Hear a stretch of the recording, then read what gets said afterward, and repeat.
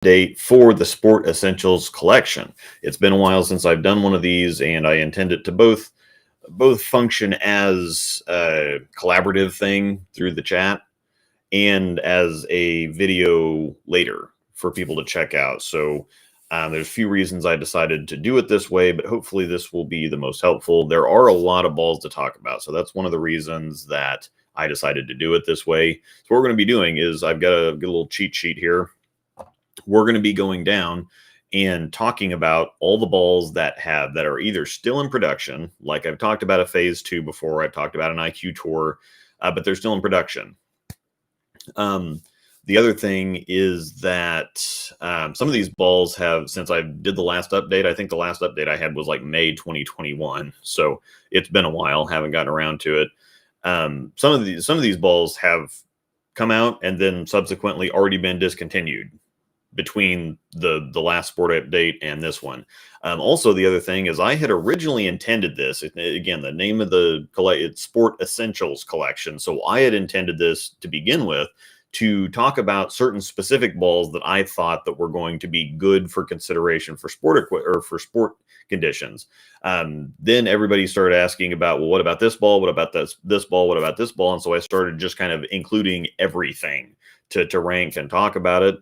But instead of just going through and showing you some random video while I'm basically doing a little mini review on the ball, which is, it got to be kind of repetitive, and that's why I kind of put it on the back burner. I thought that this would be a whole lot more fun. So I've got some categories we're going to talk about. So we are going to go through each ball and still talk about them, but I'm going to rank them based on, again, if I think that they are essential for sport conditions or not so much. But I'm also going to talk about, okay, so take a ball like the IQ Tour. Yes, it's good for sport conditions, but it's not really good for long and heavy ones. It's more for medium and short.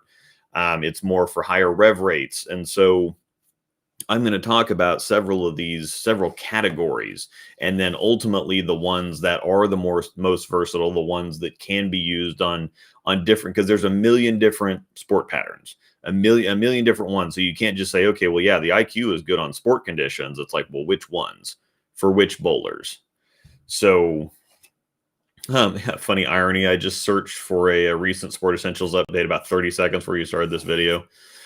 So yeah, I will try to look at the chat, but we're going to go through these as I have them on the screen. Obviously, there's a bunch of them to get through, but this will be great for those of you who like to marathon, put stuff on in the backgrounds or listen to podcasts or whatever else later. So this is going to take a while, but we're going to get through it. We're going to talk about everything, and we're going to have fun doing it.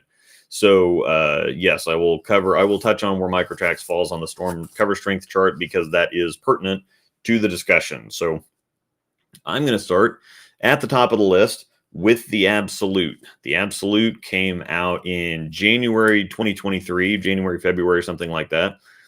And it is still in production as of this time.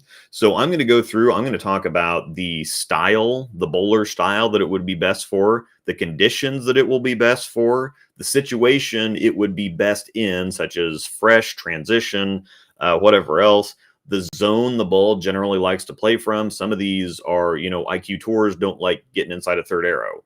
And so, if the situation, if the amount of oil or the length of the pattern may fit the IQ tour, but you can't play straight, but you need to get in and play a little bit more angle, the IQ may fit the conditions, but it may not fit the bowler style or the situation.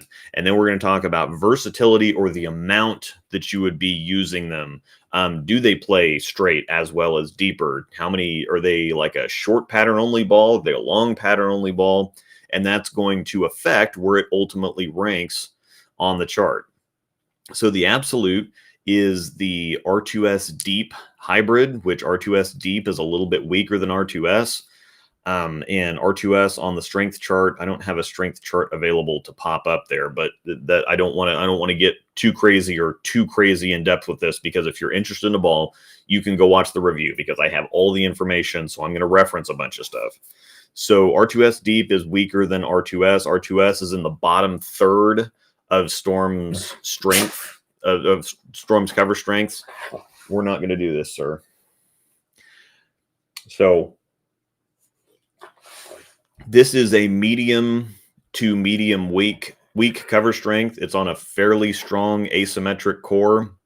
The best comparison that I can think of would be to the Rubicon UC2. It's a very similar ball.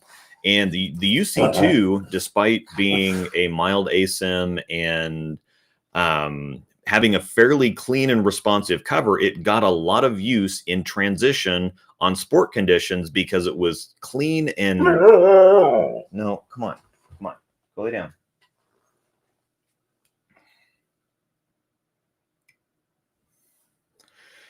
So it got a lot of use because it would get you through the fronts, and on transition, you normally have to move in, you normally have to play a little bit more angle, and so it was really useful on transition when you had to get inside and have something clean and then have something pop and get back, but still be somewhat controllable and stable because it's not that strong of a cover. It's not going to fight you for length.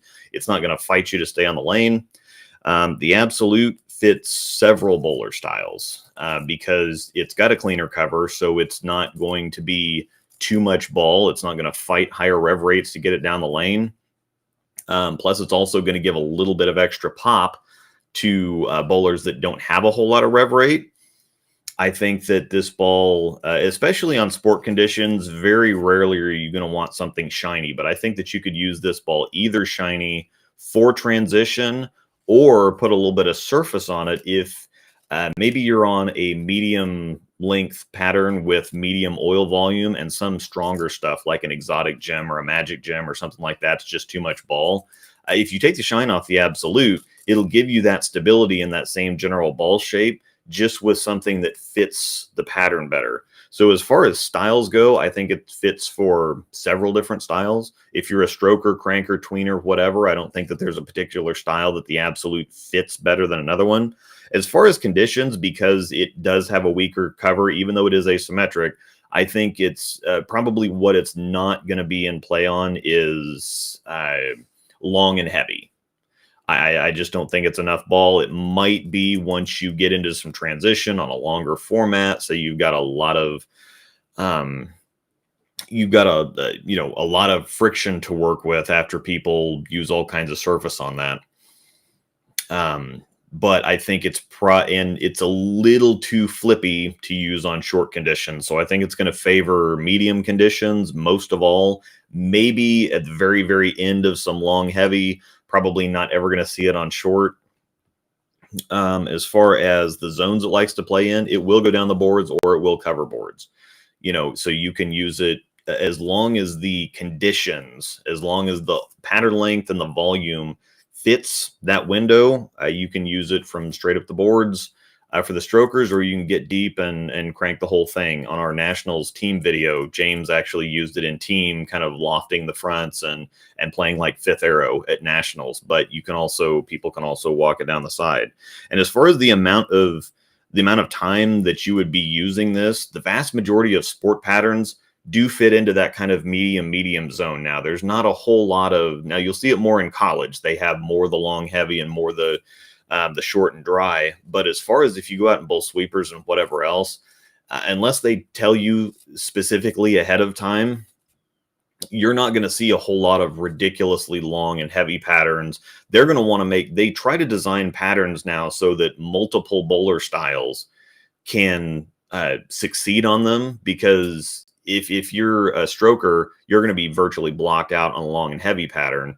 But if you have a higher rev rate and throw a little bit slower, short and light, you're going to get blocked out on that too. So they try to make sure that they make patterns to where different bowler styles can succeed on. So, Kendall puts a point in here. This was about where I was going to go with this: upper B, low A, because cover strength. I think the only thing that limits it is going to be, is again going to be that cover strength, and is going to be, it's not going to be on play. It's so responsive. It's not going to be on play on short and dry. It's not going to be on play on long and heavy. So it is kind of pigeonholed into the medium zone, but it's going to work really well for all kinds of bowler styles in several different situations from several different zones. So I'm going to go on ahead and put this in the A tier for right now. Probably not a fresh ball. with some surface on it. Might be on a medium, something like 40 feet, 25 mils. It looks really good with a little bit of surface on chromium, which is what we film on, which is 42 feet, 25 mils. It looks amazing on that with a little bit of surface. So, yep. Yeah, this one, upper A, it feels like a baby UFO alert. It does feel very similar to a UFO alert. I will give you that. It's a good point. So let's move on to the DNA. The DNA is super interesting because I don't think the way that they marketed it, and it just came out a couple months ago, or I think it came out in April 2023, something like that. I think that they marketed it as it's got a super strong core in it. It's got a super strong asymmetric core in it. And they said it's the strongest cover that they've ever come out with. It's got EXO solid on it. We haven't seen EXO on anything else yet. And it does not act like the strongest ball they've ever made. On paper, it's supposed to be a fair amount stronger than a gem. It's just not. With surface on it, it gets plenty of traction, but it's also very surprisingly clean. It's surprisingly clean, and it's really round. It acts like a super strong phase 2. Or on paper, it's supposed to be a super strong phase 2. On the lane, it really just acts like a little bit cleaner phase 2 with a little bit more shape.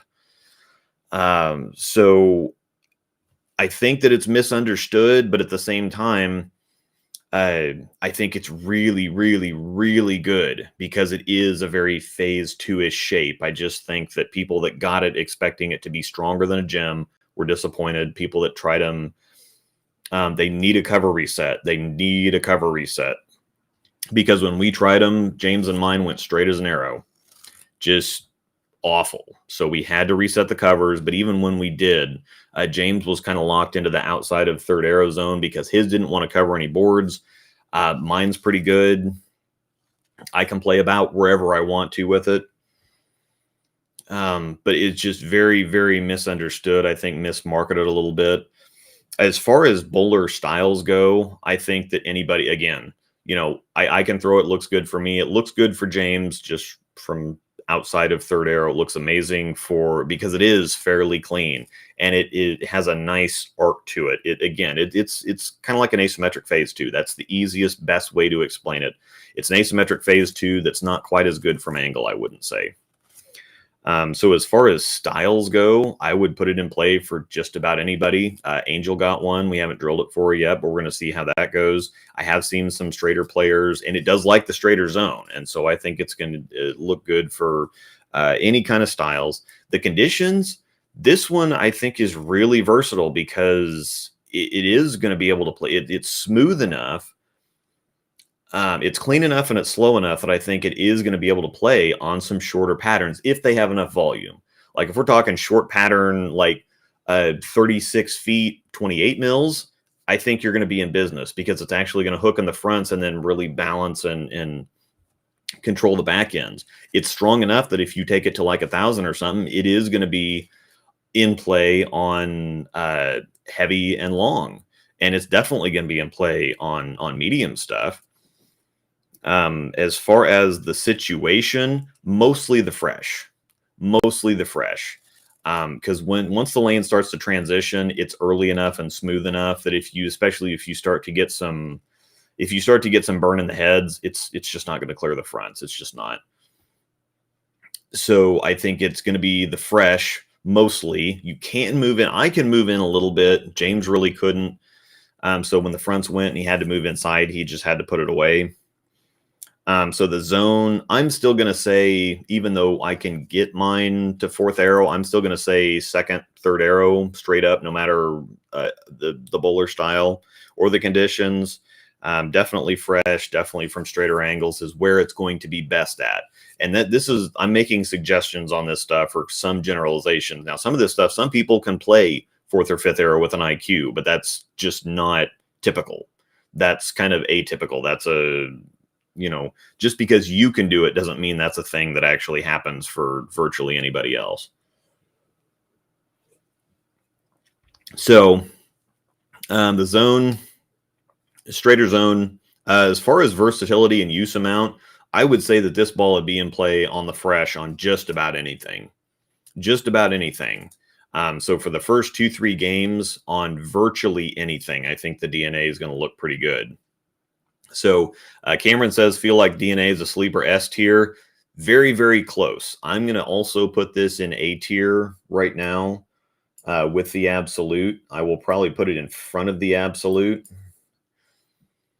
It is, and we'll see when we get down to here at the bottom. It may, depending on some of this other stuff, where all this other stuff lands, it may be an S tier. For right now, I'm going to put it in A. But yeah, I think it just people got a wrong idea about it, or they marketed it wrong. It just does not act like what you would think it would act like based on the marketing. So that's doing a heck and unfortunate. All right, so the next one we're going to talk about is the clone. Now, the clone also suffered from this is probably the worst marketing job I've seen in a long time on anything. It's supposed to be, and they very heavily suggested that it was a UFO alert, a replacement / upgrade. And that's why it's called the clone, because it was supposed to be, in their own words, a UFO upgrade if you look at the marketing stuff on it. This ball could not be further away from acting like a UFO alert. There's just no way, no how, no chance. Completely different shape, different front to back, side to side, everything. However, that's fantastic. I am very, very, at first I got it and I threw it for a few shots and I'm like, well, this is terrible. This is awful. This is nothing like an alert. I'm mad. And then, I hit it with a little bit of surface and it turned into one of the premier God sport balls out there. I'm going to go ahead and tell you right now, this is an S tier ball for me, and I'm going to explain why it's an S tier ball. It's got a medium strength cover in Optitrax. Optitrax is the new cover, but that's based on their E-Trax cover, which is a little bit, I would say E-Trax is about equal to R3S from Storm. It's a little bit stronger than R2S, so it's a very firmly medium strength cover. It's got they did buff the core strength a little bit versus the UFO. So it's got a little bit lower RG. I think the differential's the differential's a little higher, and the int diff is the same. So it's a little bit stronger alert cover, a little bit stronger, or a little bit stronger core, a little bit stronger cover. But it's earlier, it's continuous. You can do just about anything you want to with the clone, and because of the way that it reacts, it's got a clean cover, but the core is fairly heavy rolling, and so it really stable in the mid lane, but without hooking too early or without digging too much. So I think any bowler style, Angels looks great, mine looks great. I haven't seen a whole lot of people with them, and I didn't expect that a whole lot of people would drill them. But everybody I've seen with them looks pretty good. I think style, it's not locked into one particular style. It looks good for everybody that I've seen throw it. As far as conditions, if you sand it, it will reach up to heavy and long, but it will also be in play again because it's got some DNA characteristics. It's not as strong as the DNA, but it's a little bit more versatile as far as lane play goes with it. So I think that it'll cover a lot of different conditions. In different situations, it will cover those as well because it looks really good from straight, but you can also bend it too. And depending on the surface you have it at, it could be an early, a fresh ball, or the cover strength is medium, so you could actually have it shiny and use it as something like a more stable absolute. If the absolute's a little too clean and fast for you, the clone could be that balance in the middle between something like the DNA and something like the absolute. I'm just going to go on ahead and put this in S tier right now. I'll finish this up. As far as zones and versatility, again, it can play anywhere. It can play from straight. You can get deep with it. Remarkably versatile, and the amount of usage, heavy. Very heavy. This is one of those balls that if I'm going to a sport tournament or anything, this ball goes first, and it's probably my first out of the bag. I actually had a really good tournament with it. Actually, there's the last sweeper, the last sport condition sweeper I went to with it. It was amazing. I was able to use it all day. I ended up doing really well with it. So quite happy, quite surprised again. It's not a UFO alert, but what it is amazing. So one of those task failed successfully type of deals. Next, we're going to talk about the Duo. And the Duo has microtracks Pearl. So for the person that asked earlier about referencing the cover strength, microtracks is one of, it's not the strongest cover that Roto uses, but it's basically it's NRG, Storm's NRG. That's what microtracks is. But Roto beefs the strength up a little bit. So Storm's NRG is a little bit, it's the same base cover formula. It's like what Brunswick is doing with HK22 as a base formula, but then putting different additives in it to make it stronger or weaker or sharper, smoother, whatever else. Microtracks is like a slightly beefed up version of Storm's NRG. It's a very strong cover. It's in the top third of their cover strengths. The only stronger cover that Microtracks uses is Extreme Tracks, which is basically Storm's REX. So we've seen Extreme Tracks on the Helios and the Cosmos so far. So pretty strong cover, strong symmetric core. So it's like 249-046. So it's kind of similar. It's based, the core is based on the core from the Daredevil series, if you remember that. So it's not, the core is kind of something like a phase core, but it's not quite, the RG's just a little bit lower on the phase, and it has a little bit more differential to make it flare more. The Duo is like a slightly tamer version of like a strong phase ball.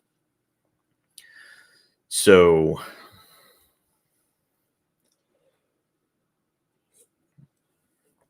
could the ball chart have a few lines for notes under each ball, or toggle feature listing best rev speed? Yeah, not on this. This is just the simple tier maker. We're just going to fit this in there. So you would have to make this might over here. I don't know. Yeah, I can make things different colors or move these up and down, but yeah, I can't really add notes on them. That would be something to where you might want to take notes or kind of make your own chart. I think in our Discord we do have a cover chart, a cross brand cover chart that's on an Excel spreadsheet. So yeah, I don't know where I'd put something like that, but yeah, it's not an exact science, so it's hard to exactly categorize. So the Duo, again, is kind of in phase territory, like one of the stronger phases. The Duo is surprisingly clean and sharp for having the Microtracks cover. The Microtrack, it's the same cover that's on the Exotic gem, which we're going to talk about here in a minute.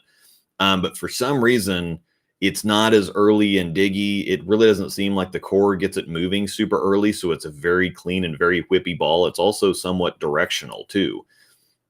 So you can control if you want it to go stop and go forward off the end of the pattern. That's another thing that I'll need to add in here too. This ball responds more significantly to hand position changes. So some balls like the IQ, it just wants to be continuous, period. The Duo, if you want it to stop and go forward, a la Chris Barnes, it'll do that. And if you want it to be continuous, you can just get around it a little bit more. So it does have some versatility of shape there. The problem is it's kind of clean and sharp, and the amount when adding surface to it, this is a stronger cover, so surface really just affects shape. But this ball, it just gets stronger, and it's still adding surface doesn't really blend it out a whole lot, and the amount of surface it takes to get it to blend out a little bit then makes it super early, and it already has a strong cover stock on it. So as far as styles go, I think multiple styles can use this ball. It looks good for Angel. It looks mediocre for me. It looks mediocre for James. But as far as bowler style, if you match up with this ball, it's very matchup dependent. If you match up with this ball, it's going to look amazing for you. And I don't think that there's one particular bowler style that it matches up for better than another. As far as the conditions it's going to be on, definitely not a short pattern, shorter dry ball. It's going to have to be medium with medium volume, and I would say that it still would be in play on longer and heavier patterns, because you're going to need a pile of surface on this ball to slow it down or smooth it out, which makes it perfect for heavier heavier conditions, because it's something that you're going to be able to bang on, that no matter how much surface you put on it, it's still going to be clean. Plus it's good directional, so you're going to be able to control it well. The problem is it's responsive.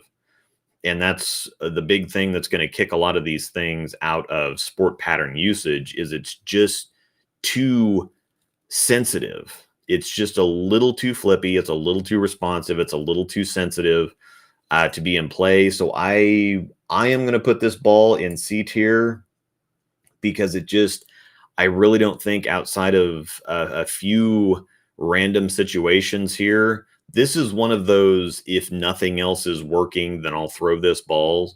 And at that point, you're not going to be a factor anyway. And so it's like, okay, well, this is going to work better than anything else. And so it's kind of a saving face type of ball, but it's nothing that's going to be in play realistically that's going to get you anywhere. I just don't, it's just not a very good sport ball for me, I don't think. And I don't think it is for anybody else. Nick Brown's in the chat. What's up? So we're going to go on ahead and move along.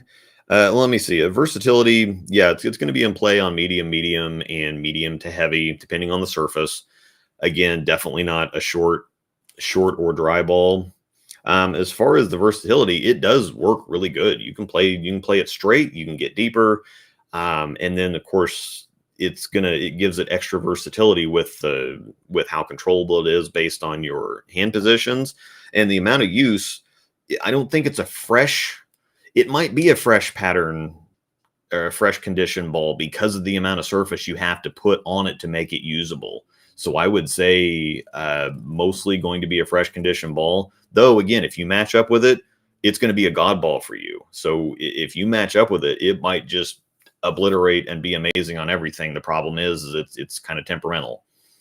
So moving on to the Eternity, it's got the S84 response cover on it. This is basically a refined version of an altered reality. It's got the same exact cover on it, very similar core numbers. This is a little bit lower on the int diff, specifically to reduce the torque a little bit, because the problem was that the altered reality was great, but the amount of torque could make it jerk stop sometimes. So it would stop and roll out. The Eternity doesn't have quite as much torque, so it blends the back end a little bit more. It is somewhat directional, though, too, like the Altered. It's just not. It gives you that option without being something that it does when you don't throw a great shot. So, and the Altered Reality was a really good sport ball because it's a very nice blend. Like the Reality, it's a very nice blend between traction and shape. Plus, it's directional, so you can make it be really continuous. You can make it stop and go forward. You got a lot of control over the shape. You could get it to be early and smooth, or you could get it to be long and flippy. And so it was a great sport pattern ball. And I think the Eternity, again, Angel loves her Eternity. It's probably her favorite ball of all time. It just that the matchup for her with that ball is about better than I've seen from anybody with anything. It's just amazing matchup for her. Mine didn't look great, but mine was literally everybody else's looks amazing, and mine was awful. So I'm going to take myself out of this conversation and just judge it based on how it reacted for everybody else. Because I'm definitely in the minority as far as not really getting along with the Eternity. So as far as bowler style, big rev rates, low rev rates, whatever, everybody I've seen with this ball loves it. I don't think that there's any particular bowler style that works out for it better. Again, it looks great for Angel, but I've seen some pretty high rev rates and big speeds use it, and it's great for everybody. The conditions, it's a strong ball, so it's not going. The only thing I think you could use it on short and light if you're a lower rev rate looking to kind of get a little bit of length and then control the friction or on the back end. But it's still, I think it's a little too responsive. I think that you need to be on at least medium conditions, and you can use it on long and heavy. I just think that you have to have a higher rev rate and a bunch of surface on it, because despite the stronger cover and it being asymmetric, it's pretty blendy. And so I just don't think it's going to have the wheels to really get going, especially on the fresh. On the longer and heavy, it'd be a great transition ball, like game 3 or 4 ball on long and heavy at probably about 3,000. So I'm going to stick this in A tier. I'm going to put it between the DNA and the absolute because the DNA is a sleeper. It's just a sleeper. As far as the versatility goes, the Eternity can play everywhere. It can go straight down the boards. You can get in and wheel on it, and especially because even if it's you can stay straight and trap it because you can get up the back of it and it will stop and go forward, or you can get around the side of it from deeper, or you just the versatility that the roll allows you to control with your physical tricks. Makes it super versatile across the lane and use amount. I think that this would be a pretty high use ball. It's going to be too much most of the time, probably for two-handers. Two-handers don't use a lot of asymmetric balls to begin with. They just don't need the torque. They need something that's, kind of like a Fate or a Phase 2 or something like that, where they can bang on it and it's just arky. So my own experience excluded, I think that the Eternity is a great option for if you're looking for a sport ball for medium to heavy conditions, medium to long patterns. For mostly, it may not exactly be a fresh ball. I would stack it under like a DNA. I would put it under a DNA, so you would go like from, this is the perfect order on the screen. DNA, Eternity, Absolute would be a great order to kind of follow them. This more a mid-block ball for medium, longer patterns and medium to heavy volumes for just about anybody. Looking at the exotic gem, the exotic was a surprise. Well, actually, the whole gem line has been a surprise. The gem was surprising because it's very early. It's very chuggy, very heavy rolling. But it still has a little bit of pop to it, and it doesn't really burn up on friction. So there's a lot of people that have used it for the short pattern trick to get it to be, because it's so slow. It's strong, but it's slow, and so you can get it to hit the friction and really blend it out, and then just kind of walk into the pocket. So it's one of those things that's not really supposed to work, but it does. The exotic gem is just a longer and sharper gem. It reacts exactly like the gem. It's just longer and sharper. And I think that actually makes it a little bit more versatile, because the gem, even if you shine it up, it still wants to be early and smooth. Remember that surface on stronger cover stocks doesn't really adjust the hook amount so much as it does the shape. So the gem is still really strong with shine on it, but it still kind of trends toward being an earlier, smoother ball. The exotic goes back and forth. The exotic has more natural shape, but surface will also slow it down too, while being in the same strength zone as the gem. So I think it's even more, and we'll talk about the gem in a minute. But the exotic, I think, is even more versatile than the gem. And you've seen a lot of the exotic on TV. The gem and the exotic are one of the very few that two-handers, higher rev rates can use, because the torque is used more for mid-lane dig and control than it is for shape down lane. Something like an Eternity and an Absolute is going to use the torque to kind of make it kick on the back end. It's going to make it really pick up on the back end. So I think that the torque for the gem line is in the right place for just about anybody to use it. So as far as styles go, any style. I really liked my exotic. It's just way too strong for me to throw. I liked, and this is the ball that I did the lefty righty review on. I liked it on both sides. I've got a higher rev rate on the right side. I've seen all kinds of pros using it. This is a very, very popular one, I think, for sport patterns. So bowler style, just about anybody. Condition, I think just about anything, because again, you can count on it kind of burning up, so to speak. But it's a controlled burn up with this. It's not one that just pukes and stops. It's one that picks up and keeps climbing, but it's really, really slow about it. And so you can actually use this on, several different patterns. It's going to take some knowledge and some specific intentional things that you're doing to get it to work on short and light. So it's more comfortable on longer, heavier. It does kind of reach down to medium, but would have to be on the fresh. Otherwise, it's just going to dig too much. The situation is fresh. It's gonna be medium heavy on volume and length, and you're gonna use it on the fresh mostly. The zone, you can use it pretty well anywhere. It can go straight up the lanes, or it can bend a little bit. The usage amount, again, is probably going to be earlier. It's going to be earlier on medium to long and medium to heavy. So I'm going to go on ahead and put the exotic also again in A tier, and I'm going to put it in front of the eternity because I think it's a stronger eternity. That's basically what this ball is. If you like the eternity, but you just want kind of like a supercharged version of it, that's the exotic. I have pretty well all the same things to say about it. The next one we're going to look at is the Fate. This one is interesting because it's, once you get it worked in, most people don't like this ball fresh. And I was on the fence about it, but it seems like once you get 30 games on it, it's nice. Like it's almost confusing. It's almost promotion levels confusing because it's not really long and flippy, but it's not early and smooth. It's one of these really ambiguous balls that it's very, very hard to describe or lock down the ball reaction, because sometimes it can feel clean and sharp. Other times it can feel like it's pretty diggy and smooth. You can get it to be long and sharp. You can get it to be early and smooth. It likes playing straight. It likes playing deep. But sometimes it will act really lazy. Sometimes it will just throw a fit and act like a 2-year-old in Walmart, and other times it just will look like an absolute godball.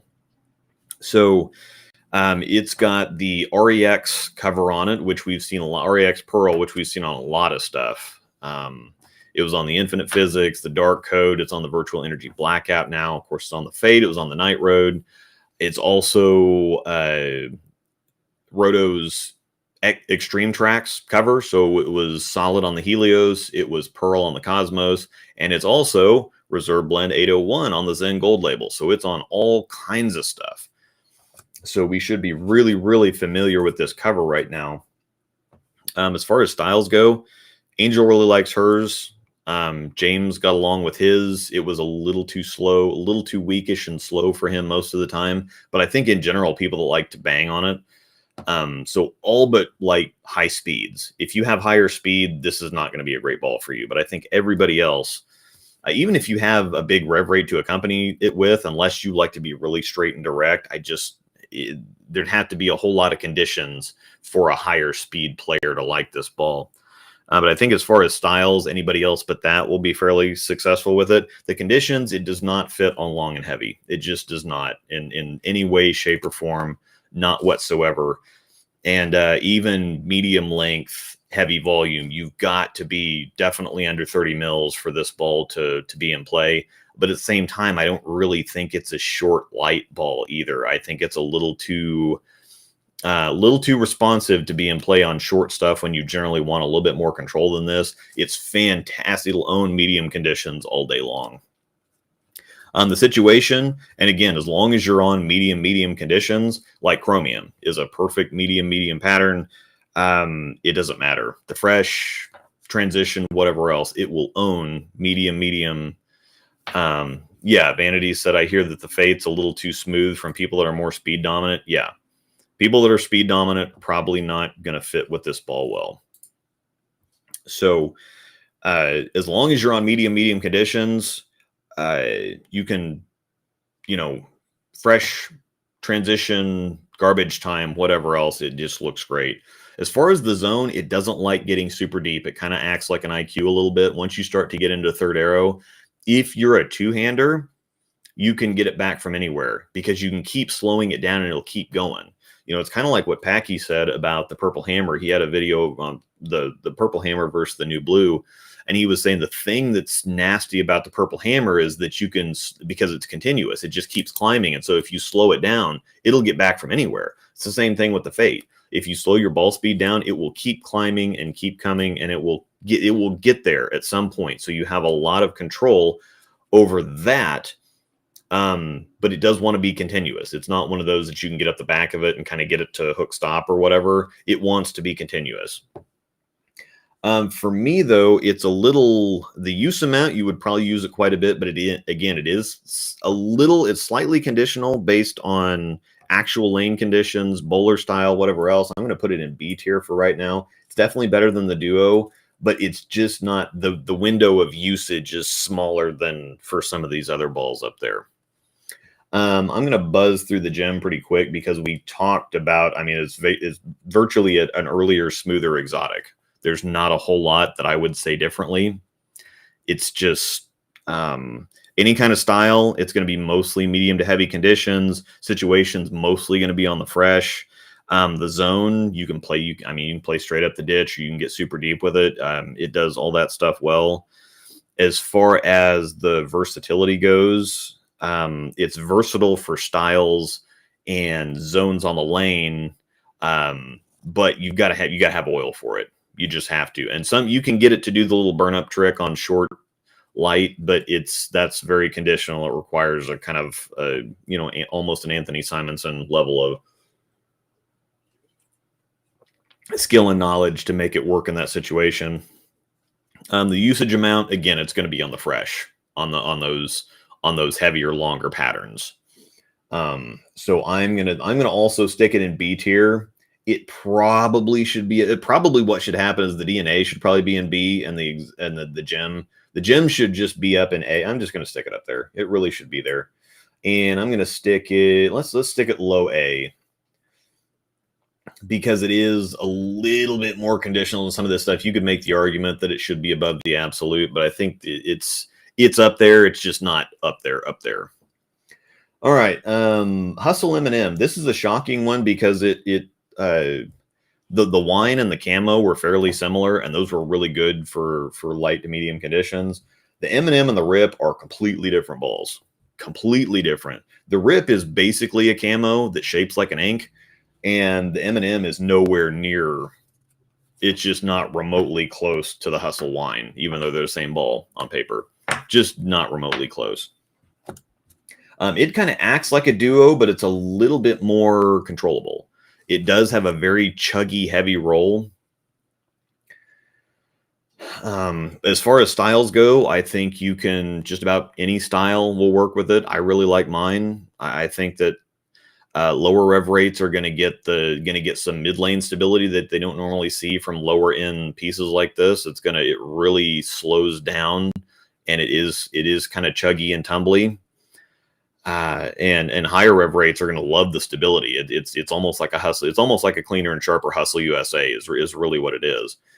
And so I think virtually any kind of bowler style is going to like it. Conditions, because it does have the VTC cover, which is on the low. It's like Storm's Reactor. It's a light to medium oil strength cover. So it's going to max out. You can put some surface on it and use it on medium conditions. It does look pretty good on chromium.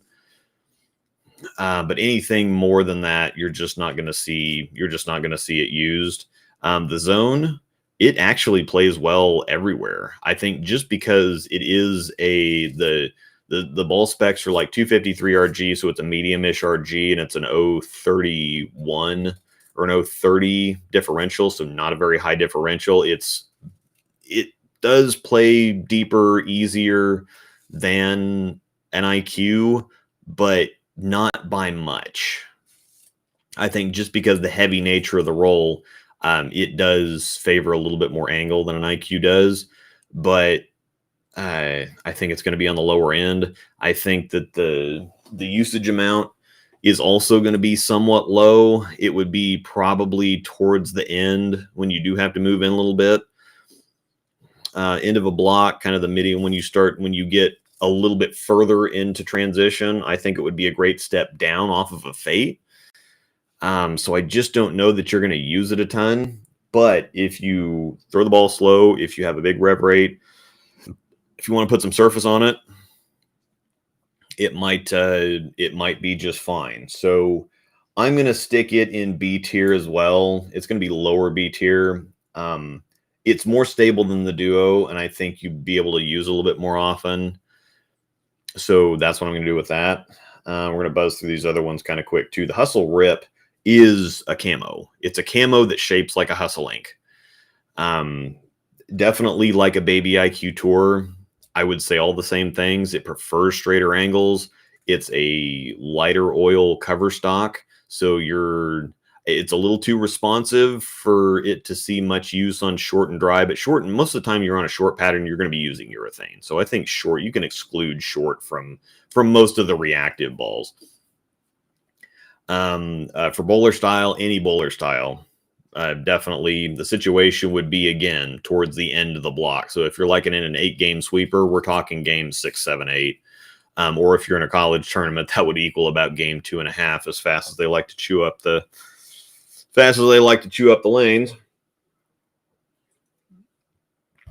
But versatility, it does like to stay outside of third arrow. You can, two-handers that roll it slower can probably get it into fourth arrow and be fine. Anybody that can use an IQ from fourth arrow can use this ball from fourth arrow or deeper. The usage amount is going to be, again, towards the end. You might be able to, it might look good at 1,000 grit on something like chromium, and you might be able to use it all day. That might be a lefty thing. You know, put 1,000 grit on it, throw it on chromium, throw it all day, you'd be just fine. I think you'd be better off in that situation with the Tour Dynamics. But I'm also going to put the Hustle Rip in B tier. Just because it's not going to be a great option. It's not going to be a bad option. This next one, the Hustle USA, might surprise some people. It's a baby gem. It is, for whatever reason, it's chuggy, it's tanky, it's controllable, with some surface on it. It's even stronger. It's stronger than both the M&M and the Rip. We got a buddy actually that it's the strongest. It's one of the stronger balls in his bag. It's just amazing. But for most people, again, I think you need a higher rev rate for this ball. Angel looks okay with it, but it is a little too chuggy and slow. For lower rev rates, I think that the medium to high, the tweeners and the crankers, are who's going to really get the benefit out of this ball, because they're going to be able to just bang on it, just absolutely annihilate it at the bottom. It's going to roll up, but then it's just going to, it's very Nova-esque too. It's a little baby Nova too. So just that same type of ball reaction. It's not going to be in play on heavier long because it's just not strong enough for that. Because again, it's got that VTC cover, and again, this one's surprisingly. Again, if you can get an IQ to bend from fourth arrow or an M&M, you can get the USA to bend from fourth arrow, and our buddy can even get it back from fifth arrow and lofting and whatever else. It's just a surprising ball, and so I think I'm going to stick this on the end on A tier.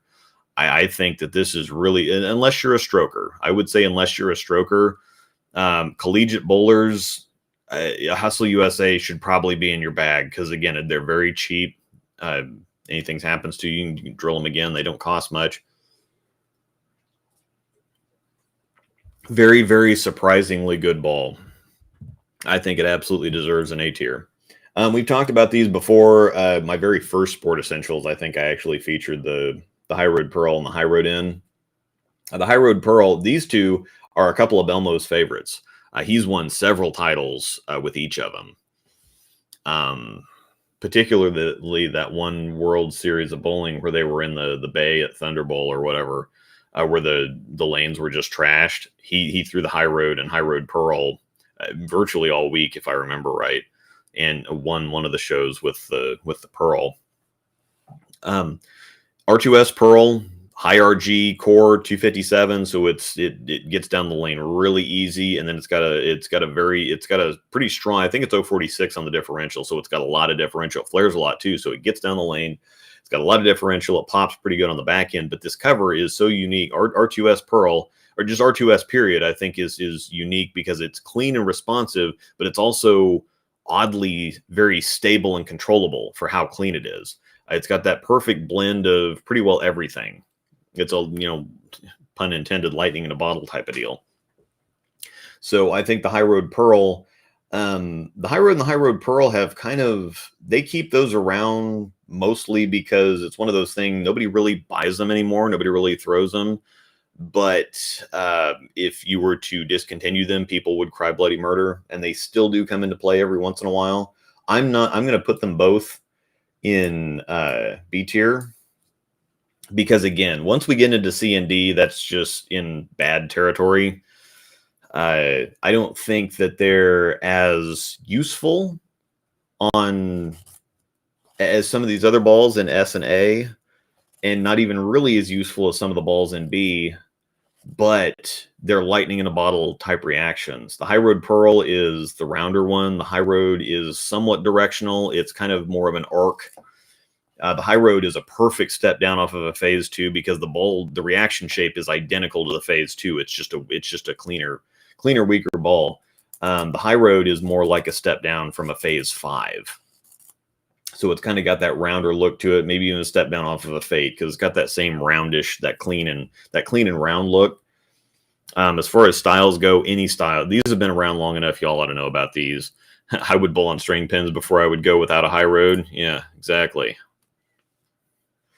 Yep. Yeah, High Road is just one of those things. I actually need to drill another one of those for me. The High Road Pearl doesn't so much match up with me on the left side anymore. It used to be pretty solid. High Road and High Road Pearl would do some real work for me back then. As far as styles go, any styles can use these balls. Have had success with them. As far as conditions go, they're going to be more medium. They're too responsive for short and dry. Not anywhere near enough ball to ever be in play on a heavy and long. Situation's going to be towards the end, just kind of like the hustles. You're going to have to be in some fairly significant transition. You're not going to see a whole lot of fresh usage out of those. Versatility, they can play all over the lane. I mean, all you have to do is, pull up some Belmo PBA videos. He plays all over the place with these things. So, R2S reminds me a lot of S70, the AKA the Wolverine line. That's because it is S70. Another fun fact. Yeah. So, I just drilled a new High Road Pearl. It feels so different from when I got that one back in 2014. They have updated it a little bit. And of course, the 2014, that's 10 years ago too. So oils have changed. Lane surfaces have gotten older. Lane machines have changed. The lines that the balls are being produced on, they're being produced on, have changed. The raw materials have changed as well. So even though it's kind of the same thing, they have updated it here and there. So the spirit of the balls is the same, but yeah, they're not quite. It's just not. There's no way for the reaction to be exactly the same for an immense number of factors. The usage amount is probably medium. You're not going to be using these a whole lot, but they're really good, solid, trustworthy. You know exactly what you're getting with them. So towards the middle, medium to significant transitions when you're going to be using these. The Hype Pearl is kind of in the same zone as all the rest of these. The hype core is not that much stronger than the hustle core. Very, very marginal. I think it's a point lower on RG. It's like 252.036. So just not a whole lot more differential. Very, very similar to a hustle M&M. There's not a whole lot of difference between the hype. The Hype Pearl is a little cleaner. It's not as chuggy. The Hype Pearl actually feels more like a Pearl Hustle than the M&M does. The Hype Pearl is a really, really great step down from an Absolute. Really great step because they do virtually the same things. It's a cleaner cover, kind of an IQ-ish. It's a step up from an IQ core. It's something in between like an IQ and kind of a duo core. So very good dirt sport ball. But it's very late block, and you're not going to think about pulling it out on anything until like game 6, 7, 8, something like that, or when they just get really dirty. When the lanes get dirty, nasty, unpredictable, over, under, whatever else, this ball, for whatever, really shines. And I think if you take it to like 2000 and then lane shine it back up and leave it there, let the cover actually get gunked up a little bit. I mean, wipe the oil off of it. But as long as you don't keep the cover like super fresh, it's amazing because it just kind of gets there. It ignores a lot of the wet dry. It just fantastic, very quietly fantastic ball. I'm not sure that I'm going to put it in A tier because the thing is, any style can use it, but it's going to be medium conditions. It's not even strong enough for like fresh use on chromium like the M&M is. You'd need some transition on the lanes. The situation, again, is going to be later block period. The zone, you can play all zones with it. I do have a James video featuring James with the hyped pearl, and it needs friction. It just needs friction, but you can play any place on the lane with it. The usage amount is going to be fairly low, so I'm going to stick it. Actually, I'm going to stick it right under the Fate because it's. I think it's better quality, so to speak. I think you'd use it more frequently than the other ones on this list. And actually, the High Road and High Road Pearl should probably be, and I would actually put the High Road in front of the, I would actually put the High Road in front of the High Road Pearl. The Hyped, I think, is very, it's a blend between like High Road IQ. It's very, very good at it, but it's just not going to be able to be used very often. It's just not. The Hype Solid, on the other hand, I think it's a better IQ Solid because it does pretty well exactly the same things. It's just got a little bit more differential, so it flares a little bit more, so it's more useful from deeper angles. It's strong enough. I mean, I would treat it pretty well exactly like an IQ Tour that's a little bit more versatile. That's exactly how I describe it. It's not quite in, because the RG is a little higher, it's not quite as early. The problem with the IQ is it wants to be really early, and then the differential is so low that it wants to be really smooth down lane too, and so that kind of locks it into a straighter zone. The Hype Solid gets a little bit more length, it has a little bit more shape, and so that makes it a little bit more versatile from left to right. So as far as styles go, any style can use this ball. The conditions, with some surface on it, it's going to reach up quite a bit higher than you would expect it to. With some surface on it, it plays really nicely on fresh chromium. It looks really good. It's not going to be long heavy. It might be, if you shine it up at the very last game, when you need something like a Hyped Pearl, but it's not enough ball. Hype Solid is significant. I mean, it's good. It's very, very solid. Yeah. Hype Solid's Baby Phase 2 means automatic A tier. Yes, it's going to go in A tier. I'm going to put it in front of the Hustle USA, but behind the Gem. Very, very surprising. I don't know that I was necessarily surprised. Very impressed. Impressed. Let me say that. How does the High Road take to surface like 1500 2K? I had a 16 that picked up polish, but the 15 with weaker specs goes through the breakpoint unless I slow it way down. Yes. High Road, the weights very significantly different, 16 to 15. Like the 16-pound High Road is completely different from the 15 because the 16 is like a 251 RG. Completely different ball. Yeah, all these balls react pretty well to surface. With lower strength covers, that makes them significantly stronger. And it's so surface on lower strength covers will make them really strong, but if you shine them up, they get kind of weakish. So yeah, I would say yeah, hit it with something. But yeah, if you throw 16s and you have a High Road that you like, buy something else. You're not going to like a 15-pound High Road. It's a completely different ball. So yeah, Hype Solid goes up there. Next one, IQ Ruby. This one's interesting because several people have commented that this isn't your typical IQ Pearl, and there's a lot of people that have said that they quietly kind of strengthened the formula a little bit. This hooks more than an IQ Emerald, than a Gold, than an IQ 30, than whatever else. It hooks more, and it's also sharper. It's the strongest and sharpest R2S Pearl IQ that we've had. This one's pretty impressive. I like this one quite a bit. I'm not sure that it's quite A tier, but it's very high B. I either put it above the Fate or right there with the Fate, Hyped Pearl, whatever else. The only thing that limits it is it's not quite as versatile as the Hyped Pearl, but it is stronger. So any style, I think the heavier hand you have, but Jonathan Hawes, my breakdown pair co-host, he loves his Ruby. He's got a lower rev rate and he just kind of points it off. He points it off the corner, but it looks really good for him. So I'm going to say any style can use this. It's going to be better for higher rev rates than lower ones.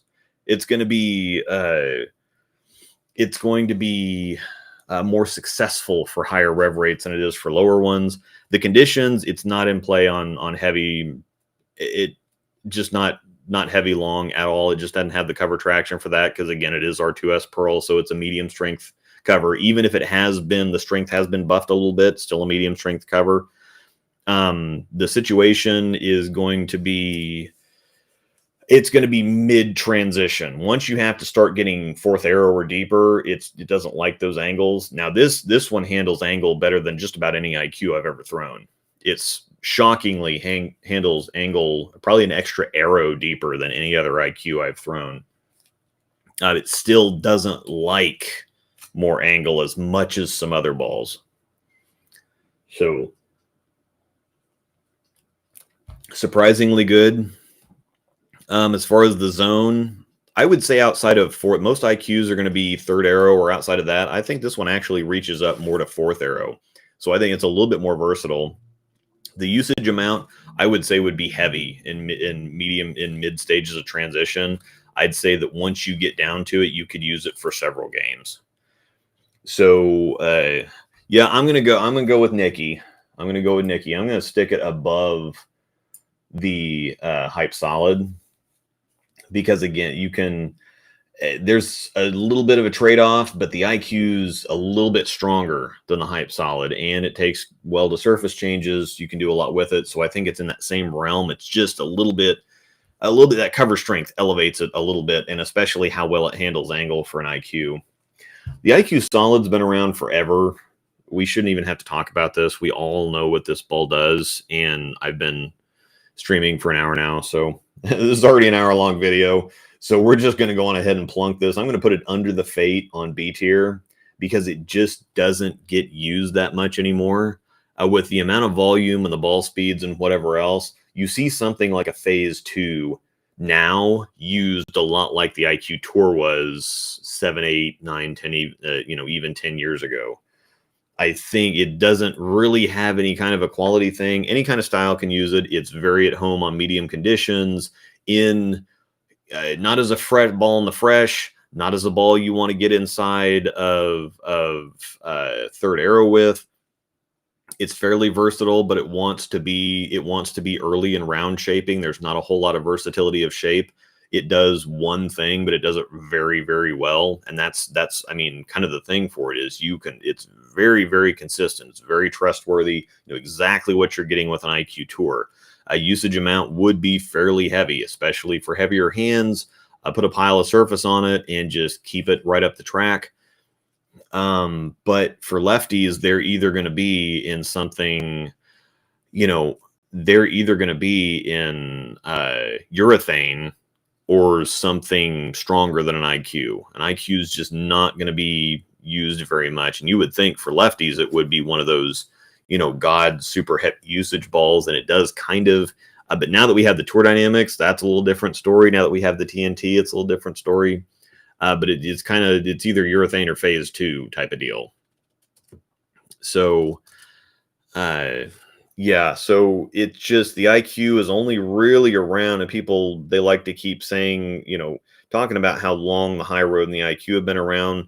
They're not around anymore because they're selling competitively. They're around because people would scream bloody murder if they got discontinued. So, again, solid, not super heavy use. You know what you're getting.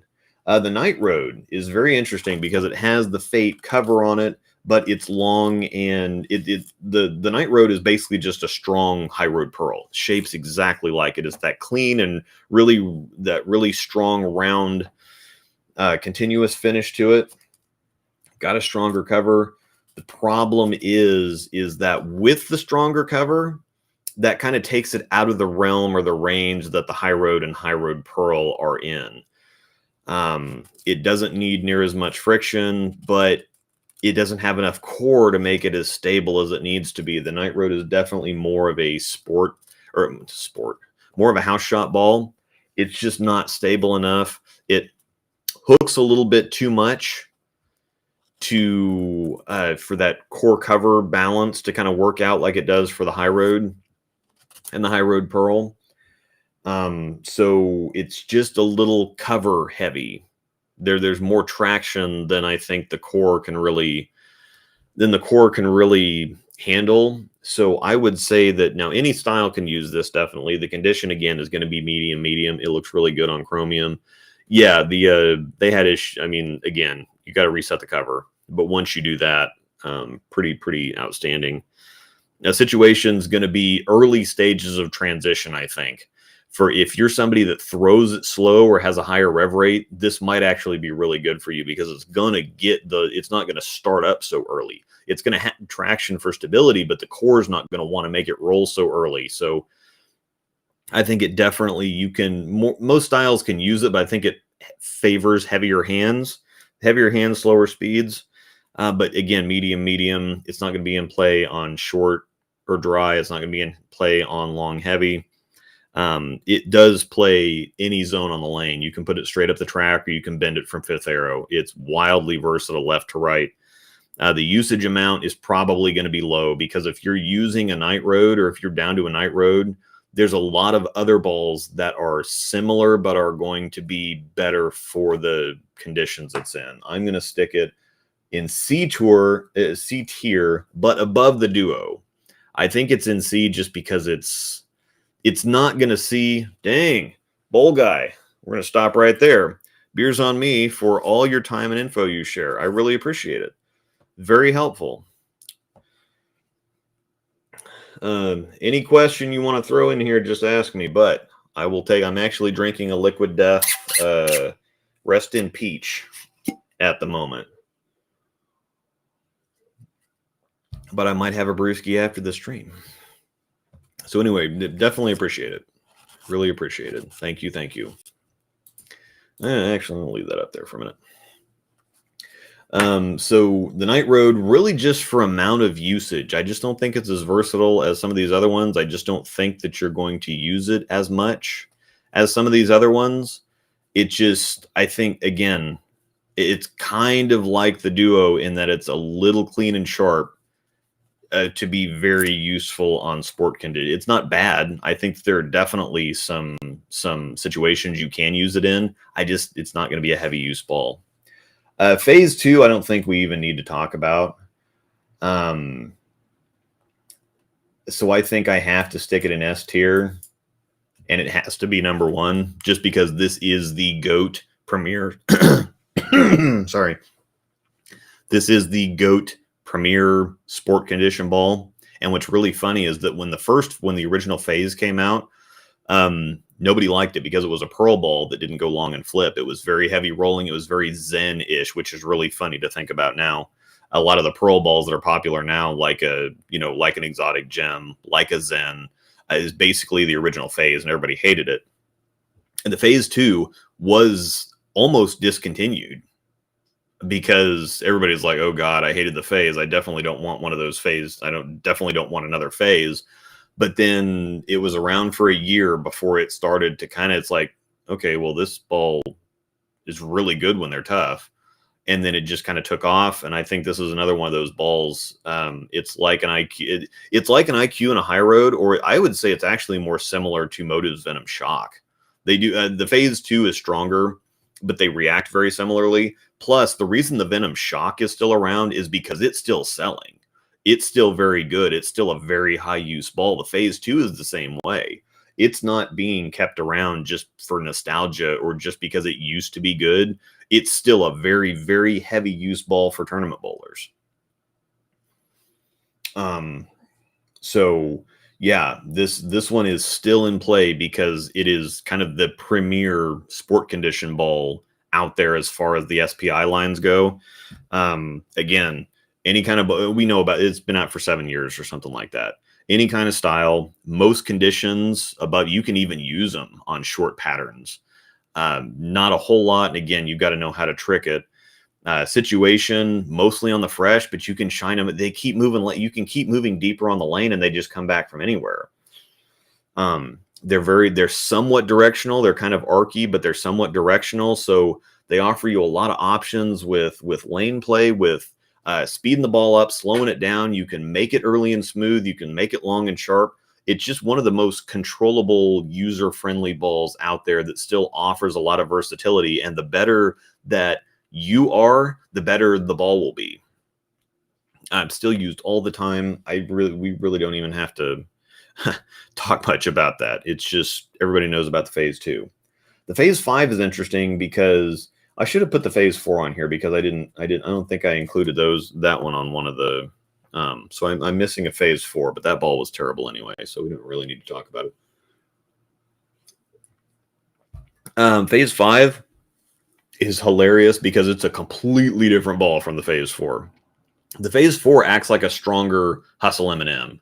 It's that kind of chuggy, tumbly, tanky, but still kind of clean, and it does kind of try to shape, but it mostly just pukes and gives up. It was terrible. That would be, if the Phase 4 was on here, it would be in D tier. I whiffed that one, but we're not missing anything. Phase 4, so yeah, Phase 4 honorary D tier, because it just wasn't good on anything. Phase 5, however, is kind of like a stronger high road. It's got that same kind of archy shape. The R2S Pearl cover is, again, medium strength. Any kind of style can use the Phase 5. Clean and archy, really controllable. I think I did have I did do a Fate versus Phase 5 on one of the Nationals patterns, and it needs some friction, but I think that this is a surprisingly useful ball on sport stuff. It'll play for any style. It does need to be for conditions. It's not a short and light ball because it's too responsive. It's not a long and heavy ball because it's just not near enough traction. A situation would definitely be medium stages to end of transition because it'll get back from anywhere. So once you start using it, you could probably just chase it inside the rest of the day. For righties, for lefties, probably not so much because it's just not going to be in play. It's not a lefty ball. For sport conditions, because for it to be in play in the first place is definitely not going to happen. And if it is in play, there's better options. Versatility, it is very versatile. You can play anywhere across the lane, and the usage amount, I'd say, would be pretty heavy for this. I think it's flown under the radar, and it got discontinued already because I think that they tried to, after the Phase 4 got kind of lightly banned, they tried to put something else out, and everybody got all excited about it for a second, but then it was completely, totally different from the Phase 4 somehow. I guess color does make a very, very large difference because these balls acted nothing like each other, but on paper, they're the same ball, just different colors. So I'm going to stick Phase 5, surprisingly, because I think, well, yeah, this is tough. This is tough. I don't think I can put it. I think the IQ Ruby is actually better than this. I'm going to put it under the Fate in B tier because I don't think that you're going to use it. I think that probably the thing is you're just not going to use it that often. It was a sleeper. It's been discontinued. Everybody's going to forget about it now. Oh, yeah. Cool. So yeah, waiting on the Blackout and Zen Gold Label comparison. Yep, those are coming. So yeah, I think the Phase 5 probably should have gotten. I guess I need to take this down. But thank you again, Bull Guy. We'll get to stuff. So because people want to look at my face. I think it's better than people. It just didn't ever get the attention. It never got any traction, pun intended.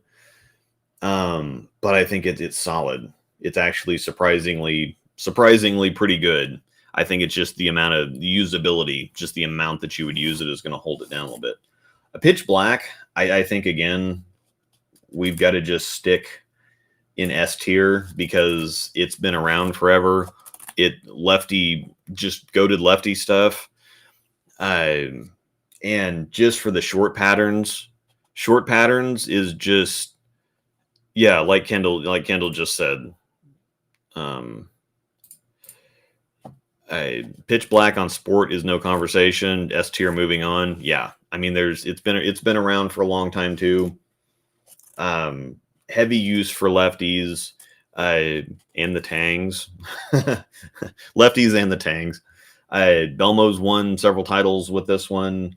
It's just when you need control, and this even works on long and heavy, because remember, this was kind of interesting when they did the Masters a couple years ago. They tried to design a condition that would kick the urethane balls out of use and force the players to throw reactive, and all they ended up doing was making it like the best urethane. They turned it into a urethane fest, but it was like 33 mils and 40 feet long or something. It's like, oh yeah, they won't use urethane on this. Oh no, urethane absolutely obliterated. It was just a urethane fest the whole time. So Pitch Black, any style, any condition, really. The situation, if you're in a Pitch Black to start with, you can because it's just straight and direct. It'll take some hand changes or whatever, but you could probably, if you're in urethane to start the tournament, you're probably going to be in urethane just the entire day, especially I would say the righties. The lefties are kind of used to just, well, we're just going to throw urethane, period. The righties, though, it's very hard to start. It's not as hard to start with reactive and then go to urethane. It's very hard to start with urethane and then go to reactive. Oh. Another super chat, $5. I'm a lefty, no thumb, looking for a ball up from my ZGL. Definitely need something on the cleaner side, sim or asim. I think the virtual energy blackout is the answer. It's the same. They're the same cover, and it's definitely cleaner. It's sharper. It's just a stronger ball. It's got a little bit more punch. So yeah, we're gonna talk. So yeah, we're almost there. We're getting to that. So yeah. Thanks again for the donation there too. You might also look at an Eternity, because it's also strong, pretty sharp, asymmetric, and it is kind of gold label ish. It is kind of gold label ish, but it's just a stronger version of it too. So I would look at I would pull up some Eternity and some virtual energy blackout videos to look for that. So thank you. So yeah, Pitch Black, the usage amount is going to, when you're using it, it's going to be heavy. Versatility, there's no versatility, really. You know what you're doing with urethane. But yeah, this should probably be above the clone, even. Because it's just, the phase 2 and the Pitch Black are just, yeah, they're just that. Reality, the reality is basically just an asymmetric phase 2. It's still in the line too, and when the players need a phase 2, but they need a little bit more torque, they need a little bit more punch down lane, they throw a reality. I mean, that's just the dang. We got all kinds of. Yeah, I'm gonna pop this up here. I would ask for everybody to. I'm intending for this to be a video later, specifically for a Sport Essentials collection. It's not necessarily meant to be a kind of a general live stream, but I appreciate the donation, so we're going to hit this, and it does apply, because it is we're talking about bowling balls, and as far as they apply to sport conditions, arsenals, whatever else. This is an arsenal question. So yeah, this is actually great to be somewhat along the same lines of what we're talking about. So medium speed 2-hander, assembling new arsenal, Magic Gem, clone, definitely like those. Phase 2, can't go wrong with those. Journey, we're about to talk about here in a minute. We'll Hustle Rip, IQ Tour 78U. Yeah, I have. That's one of them that's off the list because we haven't gotten those yet. So Belmo Spare, of course, Belmo Spare. We just turned to Beef and Barnsley with all the super chats. Yeah, thanks for Bowl Guy for kicking it off here. Definitely appreciate that. I don't get as much traction as the clickbait channels, so I do appreciate the extra support from everybody. It's very, very awesome. Yeah, the Magic Gem again. Simo, you're going to see gems from Simo quite a bit. The clone is like a gem. It's just weaker. So clone fits as a perfect step down from a gem when you want the same shape but don't really want the traction. Phase 2, you can't go wrong with a phase 2. The journey is going to be very interesting to talk about, and we'll hit that in a minute. A hustle rip is an amazing two-hander ball because it's going to be clean. It's going to be IQ-ish, but it's going to be a strength that especially a medium speed two-hander is going to be able to use. IQ 78U, I'm very interested to see what's going to happen with that. We really haven't seen anything on that yet. I would assume that that's going to be an S or A tier ball when we get a good look at it. Keep up the great work. Thanks. Yeah, I see you a lot in the comments, and thanks, man. Appreciate it. Bang, we got another one up here too. I always enjoy your in-depth knowledge and analytical approach to bowling. If I'm looking at purchasing a storm ball, you are my #1 go-to. Greatly appreciate that as well. I'm gonna leave that up here for a minute while we in all reality, but reality phase 2 are somewhat interchangeable. It's just the reality has more torque. It's a little bit, it's not even necessarily stronger. It's just faster, a little bit more torque, a little bit faster. Yeah, and this is what I do. I do the in-depth analytical stuff, and I had intended for this to be like a 45-minute stream that was intended to turn into a video, but we got 40 balls to talk about here. So realistically speaking, this was not going to be short. So I hope that everybody is enjoying this, either watching it right now or listening to it in podcast form later. There's a lot of people that like to have podcasts and stuff on in the background, and they say that they do enjoy the longer streams and the longer format stuff so that they can put it on the background and really listen to it. And I just don't know how to do it any other way. So in-depth and analytical is what I do. So yeah.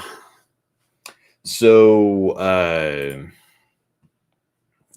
again, very, very much, I can't say this enough. I really appreciate the donations. I could be playing Call of Duty right now, but I'm here with you all dropping some knowledge.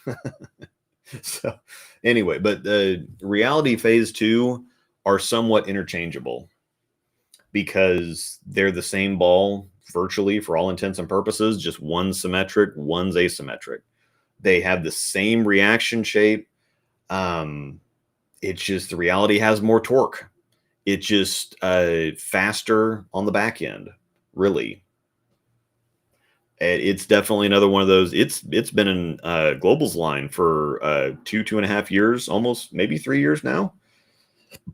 I can't remember when they put it out, but it's been there for a while, and I would say it's going to stay there for a while because it's the other premier top of the line when you need strength and shape and torque and just everything in like perfect balance for most of the conditions that they see on tour.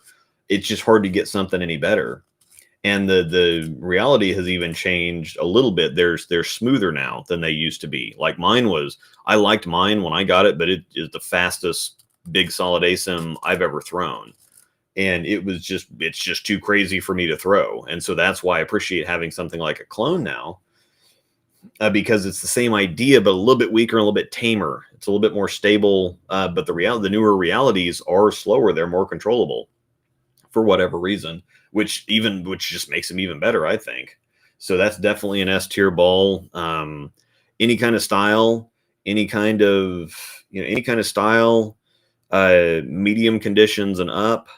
You can use them on the fresh, but you can chase them. You can chase them deeper and deeper and deeper.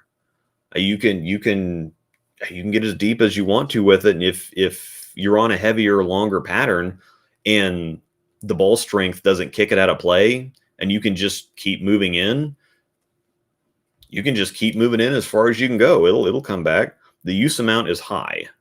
Use amount's very high. I think phase 2 reality, I think actually, I mean, if you, the S tier balls, obviously, phase 2 reality pitch black clone, amazing. Then if you add in something cleaner like an absolute, you're going to be in business. You're just absolutely going to be in business. The Revenant, somebody else had mentioned that they're really curious to find out where the Revenant falls. The Revenant is basically on top of the Fate. I would say virtually all the same things about the Revenant. We got that as a replacement for the Spectre, and it's a little different from a Spectre, but it's close enough. I think it's really just the Revenant is a little cleaner, a little sharper, a little rounder. The Spectre was kind of archy, is a little bit earlier and smoother. But the Revenant is just good. It acts like a cleaner and sharper Fate. The reaction shape is the same. I would say it plays better, a little bit better from deeper than the Fate does. So pretty well any style. Conditions are going to be squarely medium. Is not going to be in play on longer, heavier conditions, and shorter conditions, lighter conditions, possibly, just not shorter. It's not a ball you're going to use on short. The zone, it'll play all over the lane. You can throw it straight. You can get it to come back from anywhere. Versatility, I would say, is fairly high. It's medium to medium high, but not being able to use it on short. Not being able to use it on short and not being a factor on long or heavy, that's going to hurt a little bit. Use amount is medium. It's not, because it is kind of a weaker ball, you're going to use it in the mid to late stages of transition on kind of medium conditions. So it does have a zone it fits very squarely in. So I'm going to put it in B tier, but I'm going to put it above no, I can't do that. I can't do that. The Fate's a little bit more versatile. The stronger cover strength just gives a little bit of an edge on the Revenant, even though the Revenant does play more zones on the lane. I think the Fate's ultimately just a little bit, and I can't quite put the Revenant up there in A tier. It's very, very close, but I mean, the Fate could legitimately be an A tier too. I think it's misunderstood enough that there's a lot of people out there that are saying, yeah, my Fate just sucks. It hit like a wet napkin, and I can believe that. So I think that there's some people, I think the Revenant's a little bit more user-friendly. It's not as confusing to figure out what it actually does. It's not as confusing as the Fate, but once you get dialed in with the Fate, amazing ball. So, yeah, we'll talk about the pie here in a minute. There's a few of these balls. I had intended to do this a couple months ago. So I already had this list done. And so all these other balls, I was doing it in alphabetical order. But the pie, the journey, the magic, the infused, and the blackout are on the end there because I had to, those are new since I made this list in the first place. So, okay. Oh yeah, it's summit time. And Ken, I do appreciate this comment.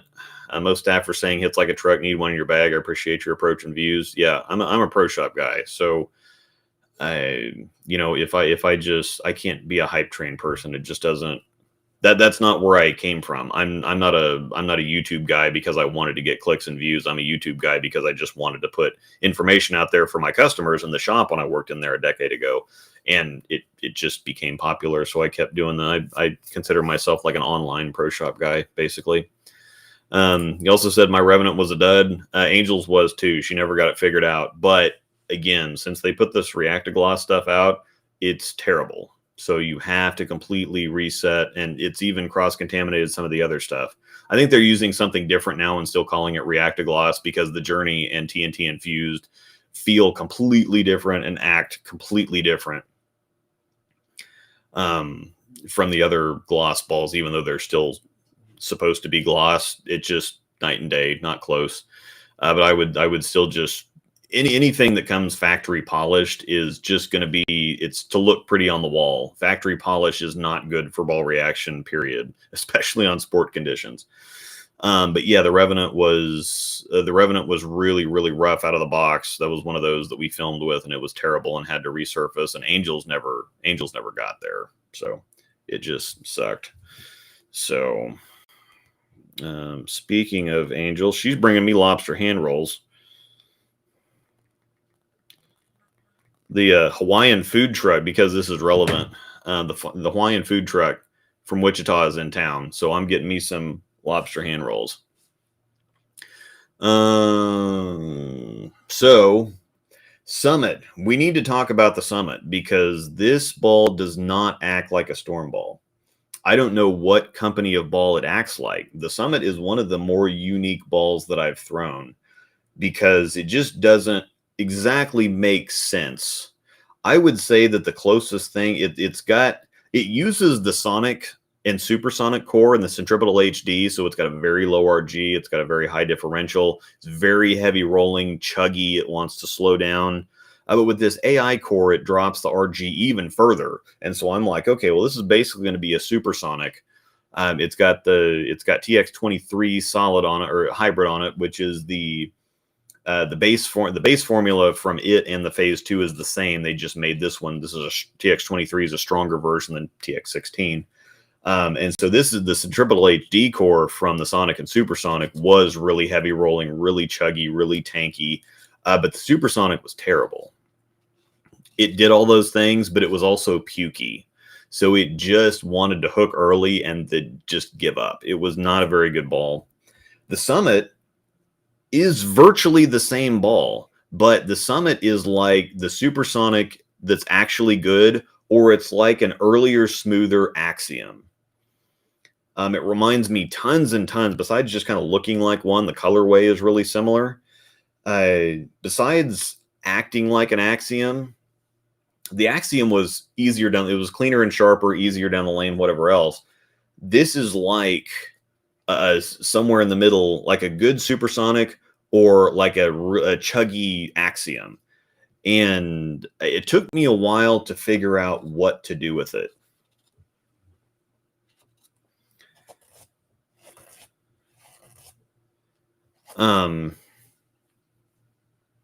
So yeah, so this one I couldn't figure out what to do with it because it was amazing when I reviewed it. This just came out late June, early July. I think it was June 28th, 2023, for those of you that are going to be watching this 2 or 3 years from now. Reminiscing about all these old discontinued bowling balls. But when I started using it on the house shot, it was too early. I couldn't get it down the lane, or I couldn't get it to finish. And obviously we're not talking about house shot stuff. But once I kind of laid out of it and just got out of it very nicely and let it do its thing, amazing. It's woken up and it's great on everything now. I think that you're going to see a lot of use of this going forward once the PBA Tour starts back up. I think that this is absolutely going to end up in Phase 2 reality clone territory. I'm going to stick it in S tier. It has to be behind these other goats, but I'm going to put it up there in S tier behind the established dominant goats. It's chuggy and tanky, but it does the same thing that the Axiom does, where it's very strong. It's heavy rolling, but it doesn't give up. It doesn't puke. It doesn't roll out. It gets through the pins in great shape. And again, I thought it was just marketing nonsense. The AI core is, it makes the core stronger, but it's supposed to carry the off hits better. And it does. In my experience, it absolutely does. And I don't buy into marketing stuff I can't stand marketing stuff like that, because USBC has a limit on coefficient of restitution, which basically they have specifications and a limit to how hard a ball can hit.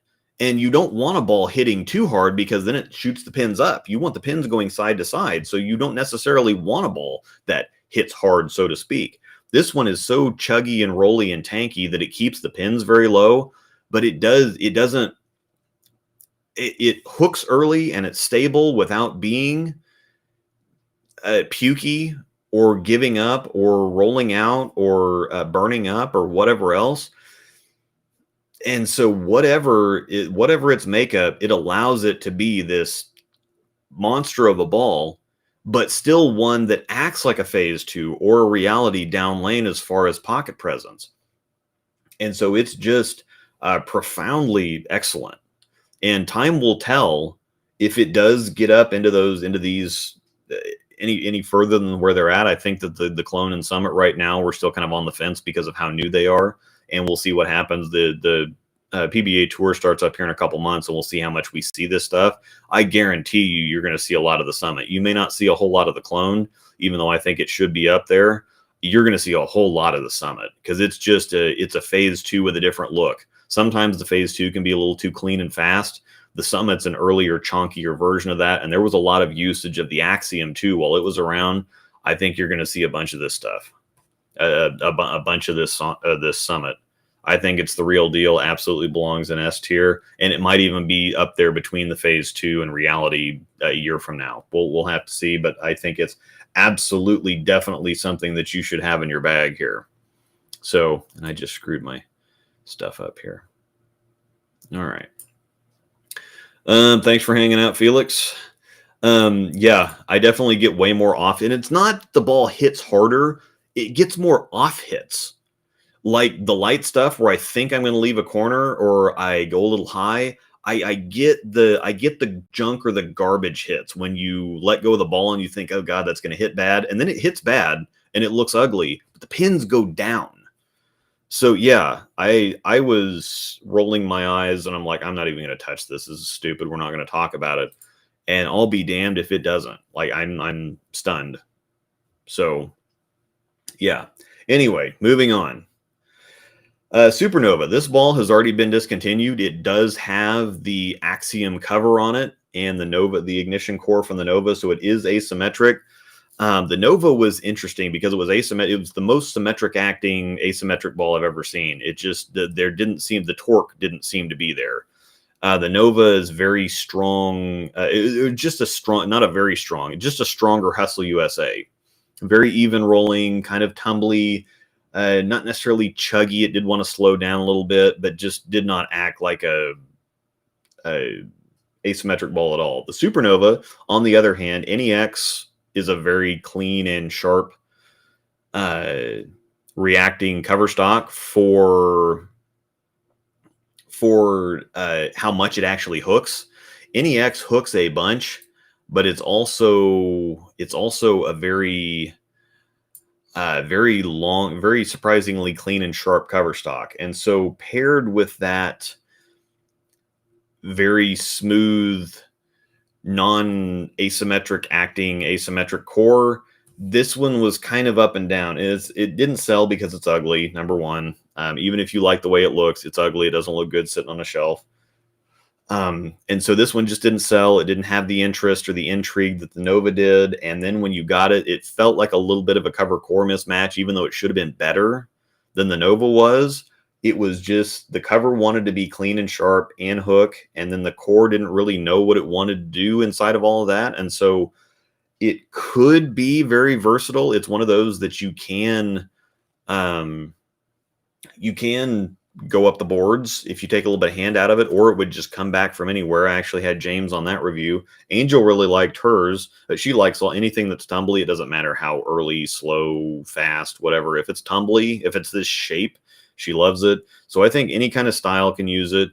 I think it does actually work on medium and above conditions because, again, it's NEX is Storm's third strongest cover now, or I think it's second or third. It's under EXO, and I think it's under some other one. It might be under TX23. I don't know that yet. So it's either the second. It's in the top three anyway. But it's surprisingly clean and sharp, and so it can be used without burning up or giving up or puking or whatever on medium conditions. So it can be medium, heavy, higher volume, whatever else. So it can be used on all that stuff. The condition, so situation, mostly on the fresh, but again, it moves inside really well. It's a lot like the Eternity Pie, actually, that we're going to talk about here in a minute. It's like a longer and sharper Eternity Pie. So as far as zone versatility from side to side, very versatile. The usage amount, not much, because if you're looking at a supernova type reaction, you're going to be in a Reality or an Eternity Pie or a clone. You're just going to be in something else because they're more controllable. I think the problem with this one it's just a little too much. It's a little too sensitive. It can be a little too much shape and not quite enough shape all at the same time. I think that there's just better balls out there, the Eternity Pie being one of those, the Reality being another one, again, clone too. Stuff that's responsive is just generally not that great on sport conditions. I'm going to put it in C tier, but it's above these other ones because I think just the ball makeup is going to put it in play more often, but it's just not. it's just not quite it. It's kind of like a duo. It's kind of like a duo, just a little too much shape, and just not a little too sensitive, just not quite consistent enough. So, yeah. Jim has been my best ball on Sport Shot League this year. Yeah, again on Cheetah, it's going to look great. Best ball on 45-foot Hoosier Classic. Yeah, I absolutely believe that. And then Landon here said, definitely agree. You'll see more Summit than P2 on tour just because of the amount of volume they bowl on. The Summit is a more stable like the P2 was good, but it's almost a little clean and sharp. I think the Summit just offers, it's just different. The Summit is him, basically. I think that you're gonna see the Summit take over the Phase 2 as the symmetric sport killer. It's just ridiculous. It's better than a Phase 2, and so I really should put the Summit at the top of S tier, but we haven't seen it yet. At this time next year, it's probably going to be there, but for right now, it absolutely deserves a spot already. TNT. This one is very interesting because this is a terrible cover core mismatch. The TNT core, 247-052, I think, so very low RG core. This core is ridiculously, immensely stronger than it should be. It's just absolutely a tank monster. It feels a lot like a weaker Summit. But the problem is the TNT, it acts like it's strong, so it fakes a lot of people out, but it's really not. It's got E-Trax Plus, which is the solid version of the RSTX2 cover. Remember the purple RSTX2 that went 70 feet and turned sideways? The TNT is a weaker version of that, and so if you have surface on it and this big chuggy tanky core, it wants to slow down very fast, but the cover just doesn't. It gets too much traction with surface because, again, it's a medium to weaker cover, so it's going to get a lot of traction with surface, not a whole bunch when it lane shines, and so it's too early and chonky with surface on it, but then it's kind of late, wiggly, pukey. It looks like it wants to hook, but then it goes too long and gives up with shine on it. So it's just, this is one that you think should be like amazing. And I think it is because of the way it acts. It's a god two-hander ball. This is just an absolutely ridiculous two-hander ball because they can bang on it and it's going to really control the mid lane without like hooking or digging too early. And then it's just going to be urethane on the back end because it just doesn't do anything. It kind of half pukes, walks up, whatever else. So if you want something to kind of chug and really control the mid lane, but not hook too early. Oh yeah, the reality check. I missed that one too. And the infinite physics. What is life? What am I doing with this list? I miss like all kinds of stuff. So yeah, I can't add anything now. So yeah, I'm just realizing now that yeah, we missed the man. What is my list here? Reality check, idle cosmos, infinite physics. I missed all kinds of stuff. Yeah. Hashtag preparation. So I'll talk about the lost children. Hey, the UC3. Well, no, I think I might have the UC3 and the Helios. I think I had on the last list. I think those were actually involved with the last list. I could be wrong. TNT. This is weird because TNT is like an S tier ball for two-handers. Amazing, ridiculous. You should very strongly consider having one, but I would buy a Summit instead. That doesn't mean that the TNT is not like an S tier ball. It's just there's no point in having a TNT if you have a Summit. The Summit's just better. But the TNT is like, I'm going to put that down in D tier because it's just bad for everybody, unless you're a two-hander. And even if you are a two-hander, you've got several better options, Gem, Summit, Phase 2, Reality, whatever else. You've just got better options. And for everybody else in every other situation, it's just bad. Unless you have a high rev rate, TNT is not going to look great for you. Conditions, it acts like it should be a heavy ball, but it's not. And it just is kind of lazy on medium. Situation would be on the fresh. It doesn't like getting inside. It's a very straight ball. You wouldn't use it very much. It's just bad. Just bad. So, yeah, just not good. Unfortunate. Now another one, a very interesting one that we're going to talk about here is the Tour Dynamics. This one is interesting because I think they missed the boat just a little bit on it. It uses a new cover stock. It's Tour Tracks, which is based off of the VTC cover from the Hustle line. So it's a weaker strength cover. We're not going to do this again, sir. We're just not. I'm busy and we're almost done. Thank you for your concern.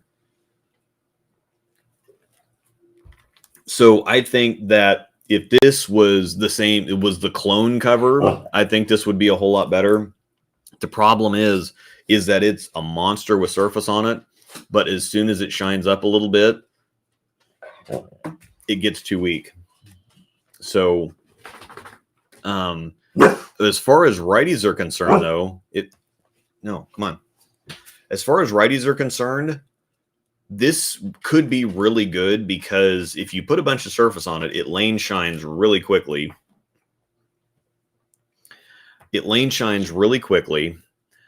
But it lane shined as transition would set in, the ball would shine up. And so instead of having to switch to something else, the friction on the lane increases while the friction from the cover decreases, and it works like magic on the right side. On the left side, unfortunately, I just can't use it like I thought I'd be able to do. I can use it if I am able to like point it off a 5-board and run it with lane shine. It's absolutely not useful whatsoever, because if I do start out off with it, I'm going to have a fresh, if I start like an 8-game sweeper or even a 6-game sweeper, if I start off with it at 1,000 grit, I'm going to be able to use it for a game and a half, and then it's going to not hook anymore. The clone, on the other hand, I can start off with surface, and even if it does lane shine, it still keeps chugging where it's supposed to. The Tour Dynamics is unfortunately just, if I can point it off the corner with lane shine, it's fine. I think this is a whole lot better for righties than it is for lefties, just specifically because of that factor. I don't think the core or the cover is quite strong enough. However, at the same time, that does not change the fact that it's definitely up in A tier. I don't think it's, I'm going to put it right there. I think the Absolute is more versatile almost. No, I can't do that. I've got to put it above the, no, I got to put it right there. I think that any kind of style can use it. It's a better IQ Tour. It's a very phase 2 shaping ball. Cleaner, obviously, but it's an IQ Tour with torque. So it's something that you can just, it's a better IQ solid. It does all, and people have actually messaged me because they said that I said that in the review. I said it does all the same things the IQ does, plus it does some things the IQ can't. And everybody called blasphemy and whatever else. But I've had several people message me and said, look, I was one of the doubters, but I swear that, that's just an accurate description. So it does everything the IQ does, plus it has more tricks. Malcolm just said, TDX is good if you can blow it up with surface. Yeah, it really, really likes being at 1,000 grit. It really does. The problem is it goes from 1,000 grit to 4,000 grit in like 15 shots. The more surface you have on a ball, the more you're going to be able to tell when it shines up, or it's going to shine up faster because it's further away from the surface that it's going to end up at. And so it's just going to end up lane shine because of the throwing on the lane, the pin, the curtain in the back, hitting the pins, the track coming all the way back, the wheels and the ball return, whatever else. It's just going to get shined up. And the chalkier it is, the faster it's going to shine up almost. Or the quicker it looks like it's going to shine up because of how far away it was from where it's going to end up.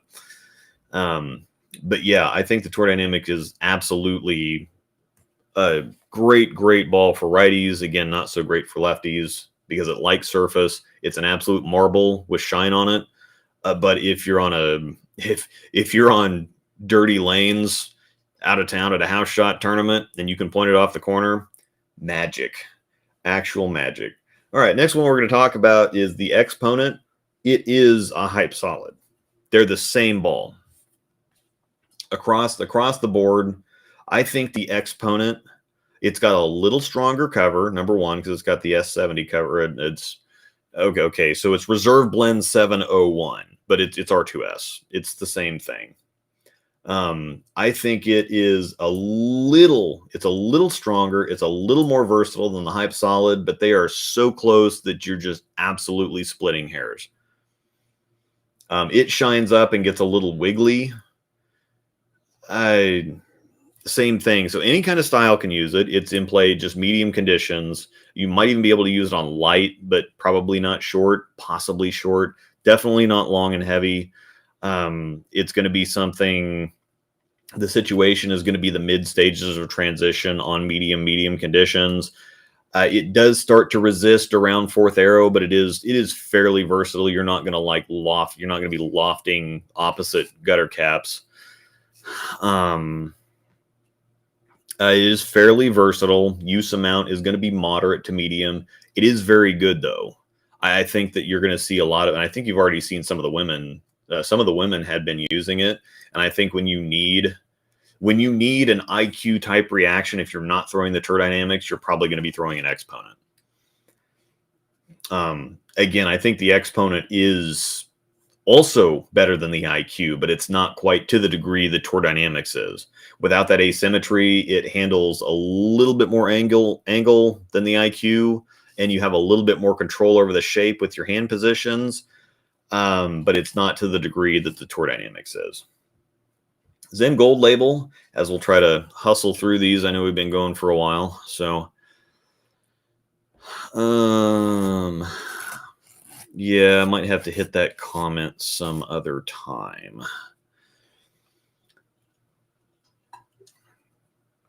Trying to stick on the subject matter, as I'm intending for this to be a video later. I might get to this. I'll put a pin in this and might get to it here in a minute. Zen Gold Label, it's Reserve Blend 801, but it's REX. It's the same cover, so very similar to Virtual Energy Blackout, which we'll talk about here at the end. It's a cleaner, sharper version of the original Zen, plus it's a little rounder shape, and so I think it is remarkably controllable. It's like a step up from a Fate. It plays more angle better. It plays angle better. It's a rounder shape. It's still slightly directional, so you can control the shape a little bit better. It's a more user-friendly Zen, I think. I think it's an improvement on the Zen, so I think any style can use it. Now, it's still, the REX cover is weird because it does get traction, but it's not very obvious about it. It still feels kind of clean and smoothish. Thank you, sir. I know. I'm waiting for my hand rolls. Buck. I know. Give me a minute here, sir. So the Gold Label, I don't know, is necessarily going to see a whole lot of time on it. No, come on. I'm going to have to shut you guys out if you keep doing this. Patience. The REX cover, I just don't think is going to see a whole lot of use on sport conditions in general because it's cleanish and it's kind of responsive-ish, but it doesn't, unless you have some surface on it, just doesn't quite have the dig. And when you do go to use something that's cleaner like that, it doesn't really like a whole bunch of angle either. So REX balls in general are not great on sport conditions, because they just act weakish. They seem to not like oil that much. As long as you have some friction for them, they're fine, but they don't handle oil or volume that well. Come on, I know, Buck. I know. It's nice out. It's panda weather. It's husky weather out there. So I'm going to put the Gold Label above the Fate, but still in B tier because it's a little bit better fate, I guess you would say. But it's just, as far as for sport application, it's a great house shot ball. Sport application, any style can use it. It's going to be limited to kind of medium conditions. The situation would be mid stages of transition. Because again, I think there's better options from deep. REX can get a little lazy from bigger angles. So the versatility, it is somewhat versatile, and the usage amount would be medium-ish. So again, it's a solid ball, but there's just mostly going to be better choices. The Zen U is one that's a little confusing because they call it's the same shape as the Zen core, but they just changed the density to really change the numbers. So it's got pitch black-ish numbers. It's like 256-ish RG, so it's a higher 258, 257. It's a higher-ish RG, and it's got an 027 differential, so that's right in IQ territory to where there is a lot of layout flexibility. So if you drill it stronger, you can get it to flare, and if you drill it weaker, you can get it to not flare and act more like traditional urethane. So there's a very wild swing with this ball on depending on how you drill it. If you drill it strong, it's going to be very different than if you drill it weaker. But the problem is with this ball is it's kind of like reactathane, but when it out of the box with surface on it, it wanted to both dig in early like urethane, but then it wanted to shape down lane too. And so you had to get inside to get it down the lane because it would hook early and then it would really turn. But then as soon as you get inside, then it's not quite enough shape. It would still hook early, but then the shape wouldn't be enough to get it back. And so I found it extremely useful once it lane shined, because then it still had about the same shape, but it would actually get down the lane. It was very useful for me at nationals on the singles and doubles pattern. And I think that it's our answer to the purple hammer, kind of, but it's very limited in the fact that I don't think it looks very good at all with surface on it. It just fights itself with surface on it. And then you have to have shine on it. But how often are you going to be wanting shine on a urethane-esque ball? That's the whole point of having something like a purple hammer or whatever else, is that you can put 500 grit on it and it digs in and it shapes, but it's controllable. This one's just not really that controllable. And so while I would put it up higher, I don't think anybody else would. So I kind of have to put it in C tier, because it's any kind of style can use it. Condition, I think, is, again, it's very medium to short, dry to medium. Situation is going to be, it's kind of like the pitch black. It's kind of like the pitch black. If you're using it, it's going to be a very one-trick pony. It's going to be more straight up the lane. It does bend a little bit. I was actually playing like second, third arrow with it at nationals, and it worked great. The usage amount is going to be completely non-existent or heavy. So there's no in between on it. I just think that, and again, James had one and he tried to use it at nationals. It just didn't work. It was just not enough traction, too much shape.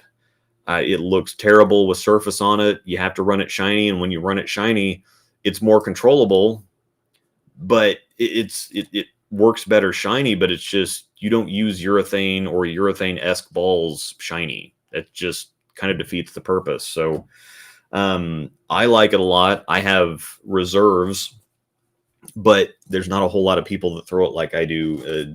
I have a heavier roll and more revs than, or a heavier roll. I roll the ball a little bit more than most lefties do. The Zen is the next one that I haven't covered yet. It's a little different because it's a more user-friendly cover, and it is slightly forward.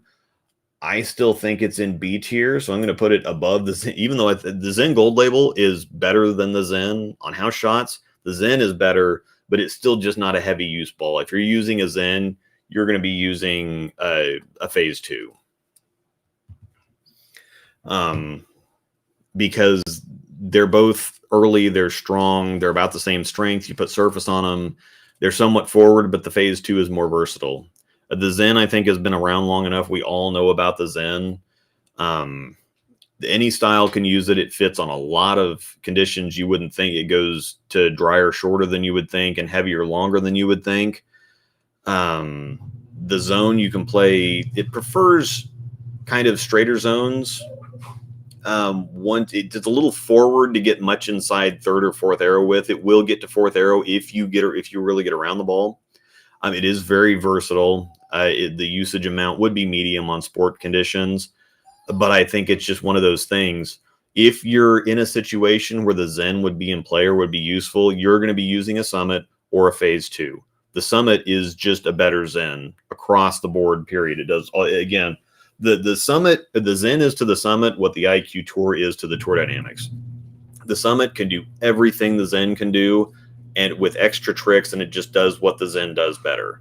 I say that better is relative, because it's kind of like saying, well, yeah, this 5 iron's better than my 7 iron. It's like, well, use them in different situations, so why would you compare them? The Summit is a 7 iron, and the Zens they're both 7 irons, but it'd be like one brand versus another, like a good brand versus an off brand or something. And it's, it can be hard to tell.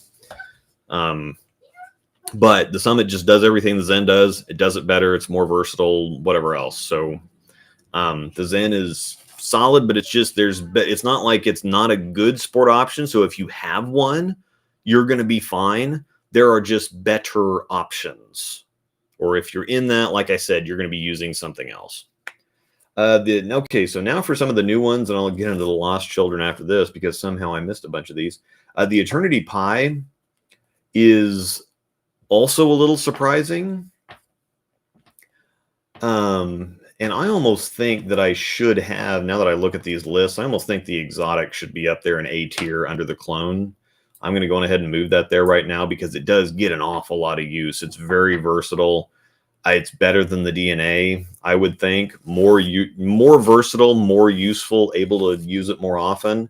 And I'm actually going to stick the Pi up there above the Exotic because the Eternity acts like a gem. It's just not quite as chuggy, not quite as tanky, not quite as early. The same type of reaction shape, though. It's early and it's strong. It really controls the mid lane. It's got the perfect blend of pop but control down lane. It's got the perfect amount of skid up front versus stability. It's like the Eternity Pi is like a little stronger clone. It really is. It's got the same general reaction shape, same general feel. Just the Eternity digs a little bit more. It reads the mid lane. It's also clean through the fronts and also hits like a truck. Yeah, basically. Like Landon said here, seeing a lot of the Pi go down the lane recently out here in the Northwest Regional Tour. It's crazy how versatile that Pi is. It should probably go above the Clone too, if I'm being honest, because I think that it's the strength of the Eternity. I think I actually have to do that because the strength of the Eternity is going to put it a little bit up there in use. It's like a little bit more. It's an earlier, smoother Phase 2. It's also a little bit more stable reality. And I think the Clone cover is just not quite strong enough to put it in use very often. I think that it's one of those things that if you're throwing a Clone, you might as well just be throwing a Pi. I think it's one of those in that zone to where the Clone is amazing. But again, if you're throwing it, it's like the gem and the Exotic. If you're already throwing a gem, you could be throwing the Exotic too, and it's just going to be more versatile. It's just going to be a little bit better. Clone and the Eternity Pi are the same deal, and probably with the DNA too. If you're throwing a DNA, there's probably not any reason you shouldn't or shouldn't be throwing a Pi. As far as the style goes, this was, again, Angel liked the Pi so much because she loves the Eternity. Is one of the best looks I've ever seen for her. The Eternity Pi is a little bit more stable Eternity. It's not quite as clean. It's not quite as sharp. Reacts just like it. And Angel hates the color purple. And so she was over the moon. So any style can use this ball. The condition, it again is kind of like in Reality Zone. Even it's Reserve Blend 901. I don't know what the crap that means. I like the marketing angle, but a terrible decision. It tells you absolutely nothing about anything. But it's S84-ish. S86-ish. It's in that same general territory that the reality cover is. So as far as style goes, we've seen everybody using these. Low rev rates, high speed, low speed, whatever else, you're going to be able to throw up high. Conditions, again, I think, again, like the phase 2 in reality, it reaches down a lot further than you would expect because it just doesn't burn up. And if you put surface on it, it'll handle the heaviest, longest pattern out there at least as well as anything else will. The situation is going to be mostly on the fresh, and it doesn't really like a ton of angle, but you can get deeper with it. The zones, like I just said, it's going to be, you can play most zones with it. It is very versatile because it's one of those that's a little ambiguous. It looks like it's early and slow, but it also looks like it goes long and pops at the same time. It's very hard to describe the reaction. It's just very, very extremely well balanced. The usage amount, the usage amount is going to be high. It's going to be very high with this ball because it is pretty versatile. You can use it on everything, medium, and up. You can play across the lane with it. It fits well for several different styles. It's just up there. It's just good. Is it fair to suggest the Reserve Blend 901 is mostly like the DNA cover? Possibly. I could see that too.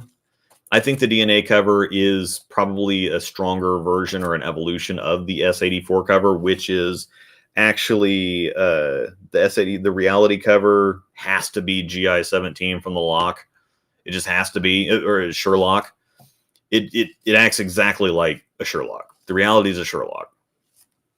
Same ball. 901 blend feels more like NEX to me. I could almost see that too because it is, but GI covers or S84 already feels like NEX because the reality cover is just longer and sharper. It's very long and sharp for how much it hooks. So it already kind of feels like NEX. So I could see the Eternity Pi cover being NEX too. Thanks a bunch, Tim. Another donation. Thanks for all you do celebrating collecting the Idol Pro. Oh, there you go. Yep. Heck yeah. Thank you. It's very much appreciated. All right, we got a couple left. My lobster hand rolls are here. So the Journey is one of the newest ones. It's the new Belmo ball. The Journey, the easiest way. Oh, dang. Thank you, Tim. I got to pop Bob's up here. $5 too. Son loves his Pi. Can even use on house when the Nova and Duo roll too long. The Pi does kind of roll like a stronger Nova too.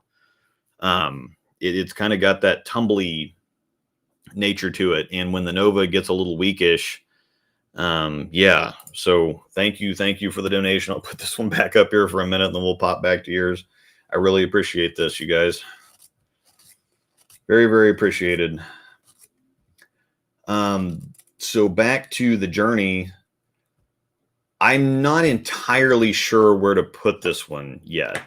It's very Duo-ish for me, but it's a little more stable. It's surprisingly clean. Again, it's got the Fate core, but it's got the Pearl version of the Phase 2 cover stock. So it's TX16 Pearl, but it doesn't see the first 30 feet at all. And then it tumbles off the spot rather than kind of rolling off the spot. It feels a lot like a ball down from a Summit, but it's a little bit better Duo, I would say. It's long and it's sharp. It's a little bit more stable than the Duo. It's not quite as sensitive. I'm going to stick it at the end of B tier just because I don't really know where we're going to be at with it yet. But again, like the Duo, I've put surface on it and it doesn't really slow it down much. It's too much boom. And at the same time, it's kind of like the Duo to where you have to be fairly accurate with your angle of rotation or your hand position. Because if you try to, dump it a little bit to get it down the lane or to keep it off the nose, then it gets flat. So I don't know. It might even be in C tier too. Everybody kind of chuckles at, Belmo makes all these bowling balls and then doesn't throw them. I think the majority of Belmo's he designs them mostly for the consumer. It wouldn't make a whole lot of sense. They kind of learned their lesson with the promotion too, is that he made one that would see more tour usage, but then it kind of took it out of the hands of people that are actually buying the bowling balls. And so most of his aren't necessarily designed for him to be able to use on tour. So it's not terribly surprising that he doesn't use a lot of his own balls on tour. The Journey, I think, is in that same zone. It's better than a Duo, but it's too clean and sharp. And the amount of surface that you have to put on it to slow it down is going to put it kind of out of position for a lot of people. So as far as styles go, Angel really likes hers. Mine's a little too fast. I do like the way that it rolls, though. I do like the way that it rolls. It's just a little too fast. So I'm going to get some more games on it. Hopefully it tames that down a little bit, because I do like that it doesn't fight me for length. I can get it down the lane very easy, and then it kind of tumbles in there rather than being too angular, too slow, too round, too whatever else. The conditions, medium, it's going to have to be medium. It's just not strong enough doesn't have enough core to be in play on longer, heavier stuff. The Zone, it plays everywhere. I mean, it is remarkably versatile left to right. You can, and it's one of those that can be fairly chuggy and slow, or it can be really long and sharp depending on what you do with your hand and how you play with the angles and shapes on the lane. Wildly versatile ball, impressively versatile ball. It's just a little too fast, and I think that makes it to where this is going to annihilate house shots everywhere. But as far as sport condition balls, not really going to be its thing. Usage amount, I think, would be fairly low. If you're using this ball, you're going to be using a Zen or a Summit or an Eternity, or, I mean, those balls the Zen is basically the same strength as the Zen. The Summit's stronger, the Eternity's stronger, but it's the same type of look out of these balls. They just are more stable about it. They're a little bit more stable, a little bit more controllable within kind of that same look. Put Bob's comment back up here. Thanks again for the donations. How close do you think, I'll pop this back up. How close do you think TX16 Pearl with surface is to TX16 Solid? Not very close. And this is something I mentioned in the review. I think it's a lot like NEX, because NEX Solid on the Axiom was a whole lot stronger than NEX Pearl was on the Axiom Pearl. And even at the same surface, Axiom outhooks the Axiom Pearl by an arrow. Same thing on this. And it's hard to tell because of the different core, but I also have a Phase G, which is TX16 hybrid. It's an overseas hybrid Phase 2, and it's much weaker than the Phase 2. So having that reference, I think it's kind of a similar relationship. TX16 Pearl, even with surface on it, is just not, for whatever reason, normally because an IQ Solid and an IQ Ruby at the same surface, very hard to tell apart. But for whatever reason, NEX and this TX16 cover Solid version much, much stronger than the hybrid and Pearl versions, for whatever reason. Magic Gem. They did not send me a Magic Gem early enough to make it worth make it worth my time to do a review. So those the Magic Gems we got are actually going in our Doggo fundraiser stream that we're doing here, or event that we're doing here in about 3 weeks. So I did not throw a Magic Gem. However, Nikki told me to be nice to it, and it looks just like it looks just like the other gems. It's not as long and sharp as the exotic. It's not as early and smooth as the gem, but it rolls just like both of them. So it's just right in there between them. I think it's actually, I'm going to put this at the top of A tier, even just because I've seen a lot of them go down the lane.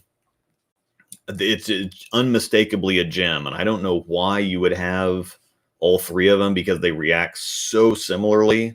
I think the exotic is ultimately still the best, but the magic, for everything I've seen, it looks really good, and I think that you're going to see a lot of magic gem usage. I think that now that you have the magic, and there's a lot of the staffers have said internally and between each other, it's like, well, they have the magic a whole lot closer to the original than the exotic, and a whole lot closer to the original gem than it is to the exotic gem. So I think that the gem is probably going to be discontinued, and it's a better balance. Instead of having exotic versus gem, the magic is earlier, smoother, like the gem is, but it's a little bit more towards the exotic direction. Now the other thing is the magic looks very on top of the Eternity Pie. The Eternity Pie, I think, is a little slower. and I would defer to Nick and possibly Storm B28 in here too, because he knows what he's talking about. I think a 2000 Pi and a reset shiny clone are a good pairing on medium long sport. I agree.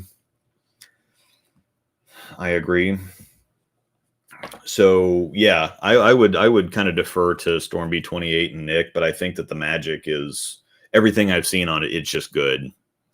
It's just good. And it probably belongs in S tier, but not having the personal experience with it, I don't know. I still think the Exotic is the better, probably a little bit more versatile one, because the Magic is just, it's diggy and it's going to be a little too slow sometimes. I think you have a little bit more versatility with surface adjustments with the Exotic. And then I think the Eternity is even just a little less dig overall. Oh, no, he has the Magic a few feet cleaner and more continuous than the Pi. Okay. Interesting. Magic seems to be an ASIM summit. I could see that too. Here's the shock of the century. The TNT infused is actually good. I thought it was going to be terrible. I was expecting, I had thought that when the TNT came out, I'm like, if they use the same, because this is already a cover core mismatch with the TNT, if they use the same cover, this is just going to be even worse. It's going to be a core that wants to roll in your backswing and a cover that wants to go 70 feet and turn sideways with a core that also wants to stop and go forward. The infused, however, works. It solved the problem of the TNT cover wanting to roll, the TNT core wanting to roll early, and the TNT cover was in between hooking early and also being clean. The TNT infused cover, it's a little cleaner, and so it doesn't fight you for the length up front. It rolls heavy, but the core makes the cover more, they work really well actually, because the cover gets the core down the lane. It doesn't start up as early as the core wants it to, but then the core actually slows down the cover a little bit. It doesn't let it be as long and flippy as it wants to be. So it's actually a really good pairing. It is still shape-wise very similar to the TNT. It is somewhat forward, but the thing is, if we're talking about sport usage, I just really don't think it's there on sport stuff. I'm going to put it up here. I'm going to put it in front of the Phase 5 in B tier because it does need some surface on it. And if you're using an infused, you probably should be using a Zen. And if you're using a Zen, you probably should be using a Summit. I think the TNT infused so far has been a great, great step down from my Summit from when I still need that heavier roll, but I need a cover that's not as diggy, a cover that's not as early. So the infused is rather shocking. It does need some surface on it. As far as my categories here, I think it's going to fit well for most styles, but if you get more up the back of the ball, it does want to be a little forward, so it's probably not the ball for you. But the core rolls early enough that higher speeds are still going to get some ball reaction, but the cover is clean enough that lower speeds are still going to get some length with it.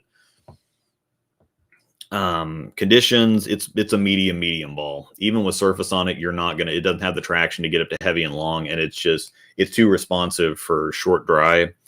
The zone, it does still kind of prefer straighter zones. It's forward enough that it doesn't like really getting in deeper. Versatility, it is fairly versatile. The usage amount, it medium stages of transition, so games 3 to 6 probably. So again, it fits pretty solidly in B tier, which is middle, medium. It's not going to be a high usage ball. It's going to be a whole lot more at home on house shots. This is a really, really good house shot ball. Yeah, the infused, and I would be interested to see how much the infused is going to get used, but I just really don't. The Zen is like a more stable version of the infused. The infused is just a little cleaner and sharper version of a Zen. Basically, they react almost identically. But again, like we're seeing in the chat here from Landon and Nick, it's actually good. It's surprisingly good.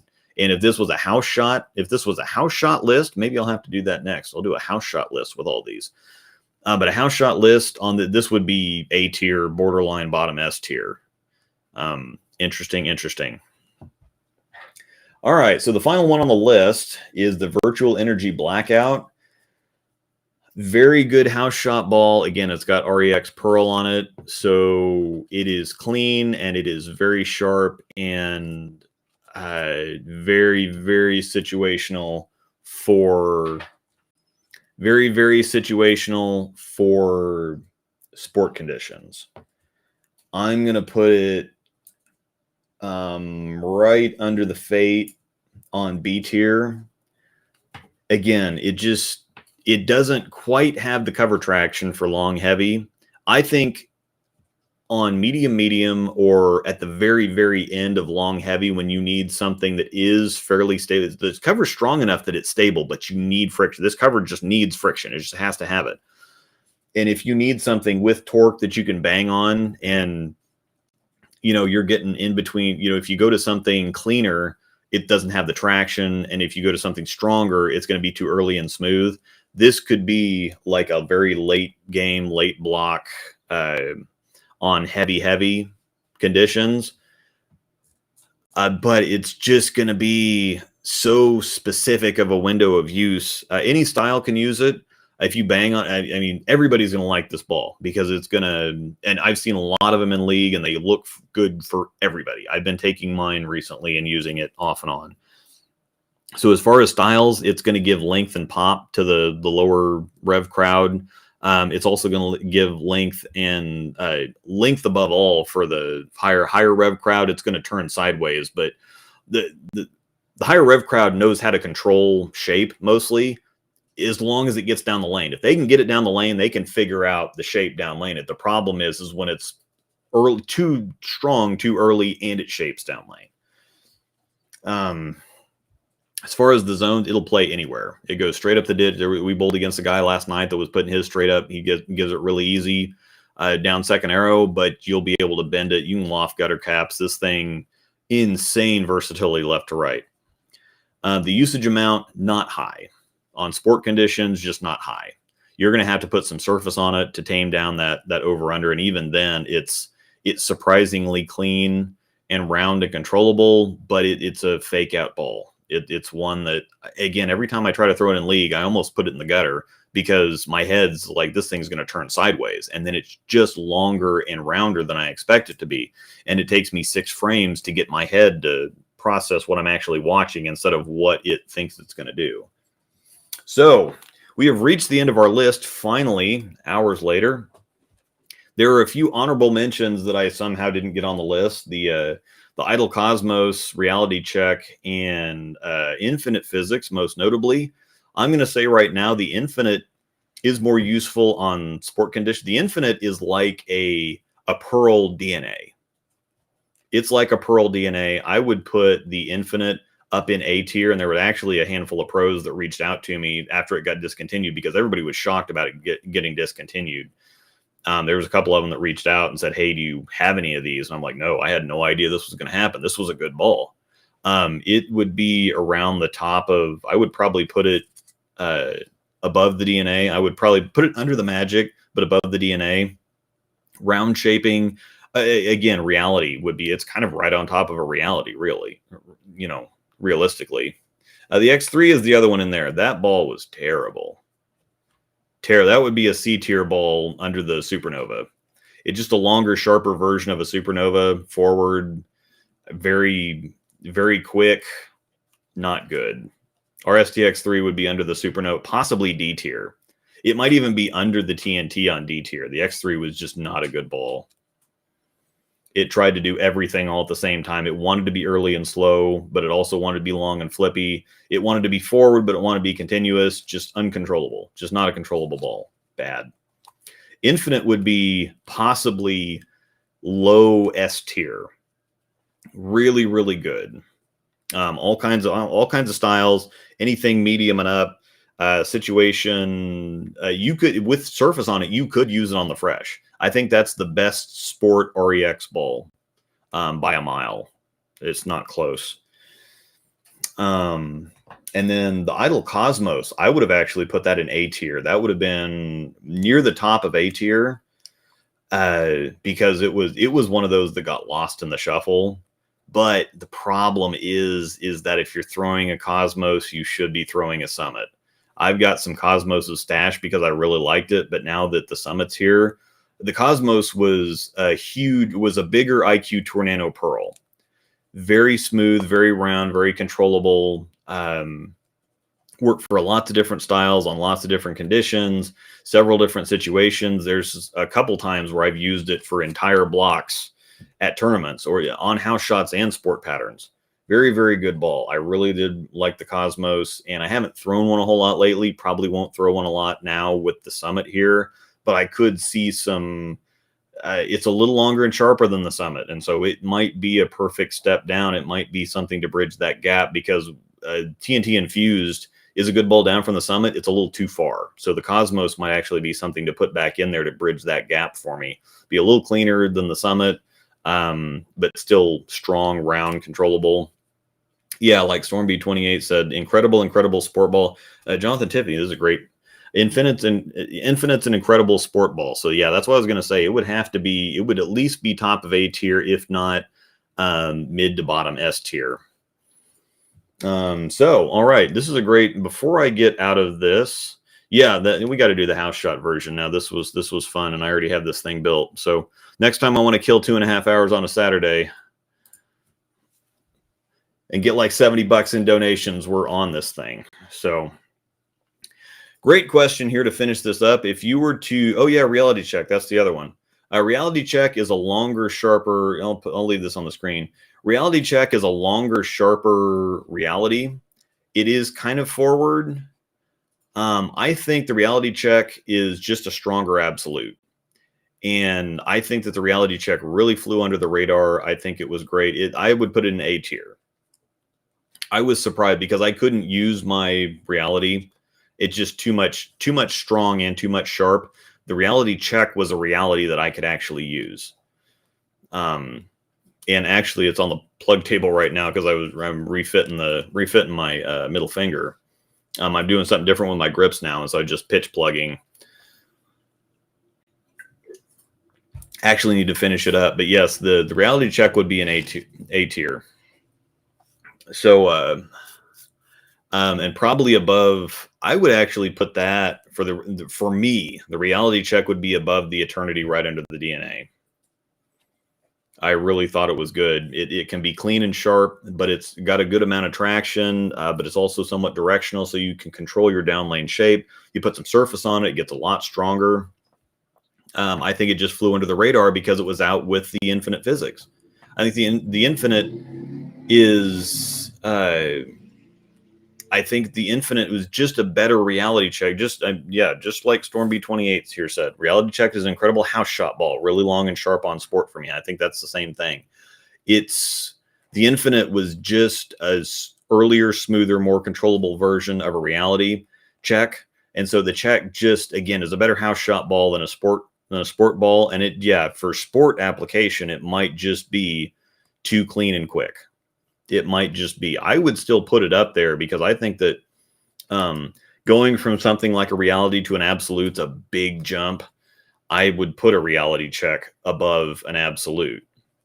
But the cover strength might actually throw it out of whack. The absolute works specifically because it needs a lot of friction. So it's clean and then it's controllable off the spot. Even though it looks sharpish, it's kind of sharpish. It needs an awful lot of friction to make it really sharp though.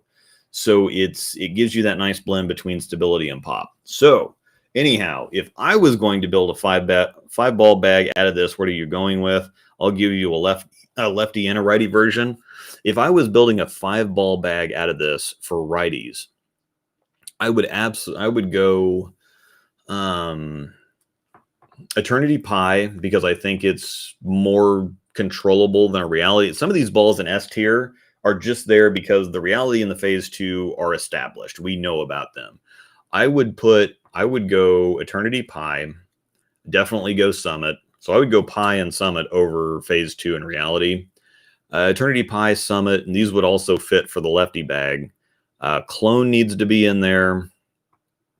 An absolute, and then probably a urethane ball. If you don't use urethane, I would go with a Tour Dynamics. But Pi, Summit, Clone, Absolute, Tour Dynamics, or if you use urethane. And the Clone actually, again, like Storm said earlier, the Clone, if you shined it up, could fit kind of in that absolute reality check-ish zone. And I think you'd have too much overlap if you ran them all with surface on them. So Eternity Pi, Summit, Clone, you could kick the absolute out. Tour Dynamics, Pitch Black. Or if you want to run the Clone with surface on it, you could do that and still have the absolute and Tour Dynamics instead of urethane. For the lefties, definitely Summit, definitely Clone. Absolute, just too much shape. Tour Dynamics doesn't work because it won't hold surface long enough. So you absolutely have to have a Summit and a Pitch Black as a lefty. The Clone has been a really good lefty ball so far. Let me look what else is down here. Some of this stuff is just, I would probably put a Pi in there too, just for traction, because a lot of this stuff is going to be too sharp. The Phase 2 is even too sharp. So I think we're looking down closer to something like an Exponent. An Exponent, Hype Solid, something like that, Hustle USA, that's going to be more controllable. Summit, Pitch Black, Clone.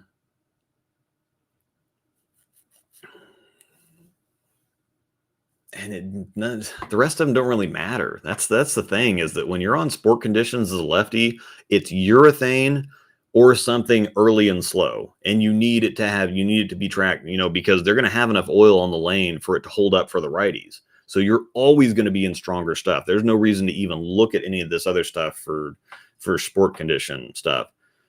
Summit, Pitch Black, Clone, and then nothing else is going to be in play because everything else is going to be too fast. Tour Dynamics is not going to hold surface long enough. There's going to be too much oil for anything else. So you're just kind of locked into some certain things as a lefty. Now, Infinite Physics would be on there. Spencer takes that one around. Spencer Robarge. So, yeah. I mean, Summit, Pitch Black, and you don't really even need to worry about anything else. So anyway, thanks for everybody for hanging out for this long. I really appreciate it. Thanks again to everybody who sent me the donations. It's very, very appreciated. But this last comment, if you're still here, just to cover it at the end of the video, now that everybody's we're done with this. Friend throws 17 to 18 miles an hour, stroker style, targeting 7 to 5 on the left, uses Reality and Zen, seeking a new first ball. Any suggestions? Reality's over-under hits for him. Summit. Absolute Summit. Summit. Just anybody, I would recommend a Summit to anybody. It is actually holding up to the hype. Very, very good ball. Very happy with it. So anyway, that's going to cover the Sport Essentials update. I hope this was fun. I hope it was educational. I'm glad that everybody, I've still got a lot of people hanging out for a 2.5 hour stream. I hope that on listening back to this, it didn't drag out too long, but this is what I do. We'll definitely have to do a house shot version of this. This was way too fun. So thanks a bunch. Thanks for the donations, and we will see you next time.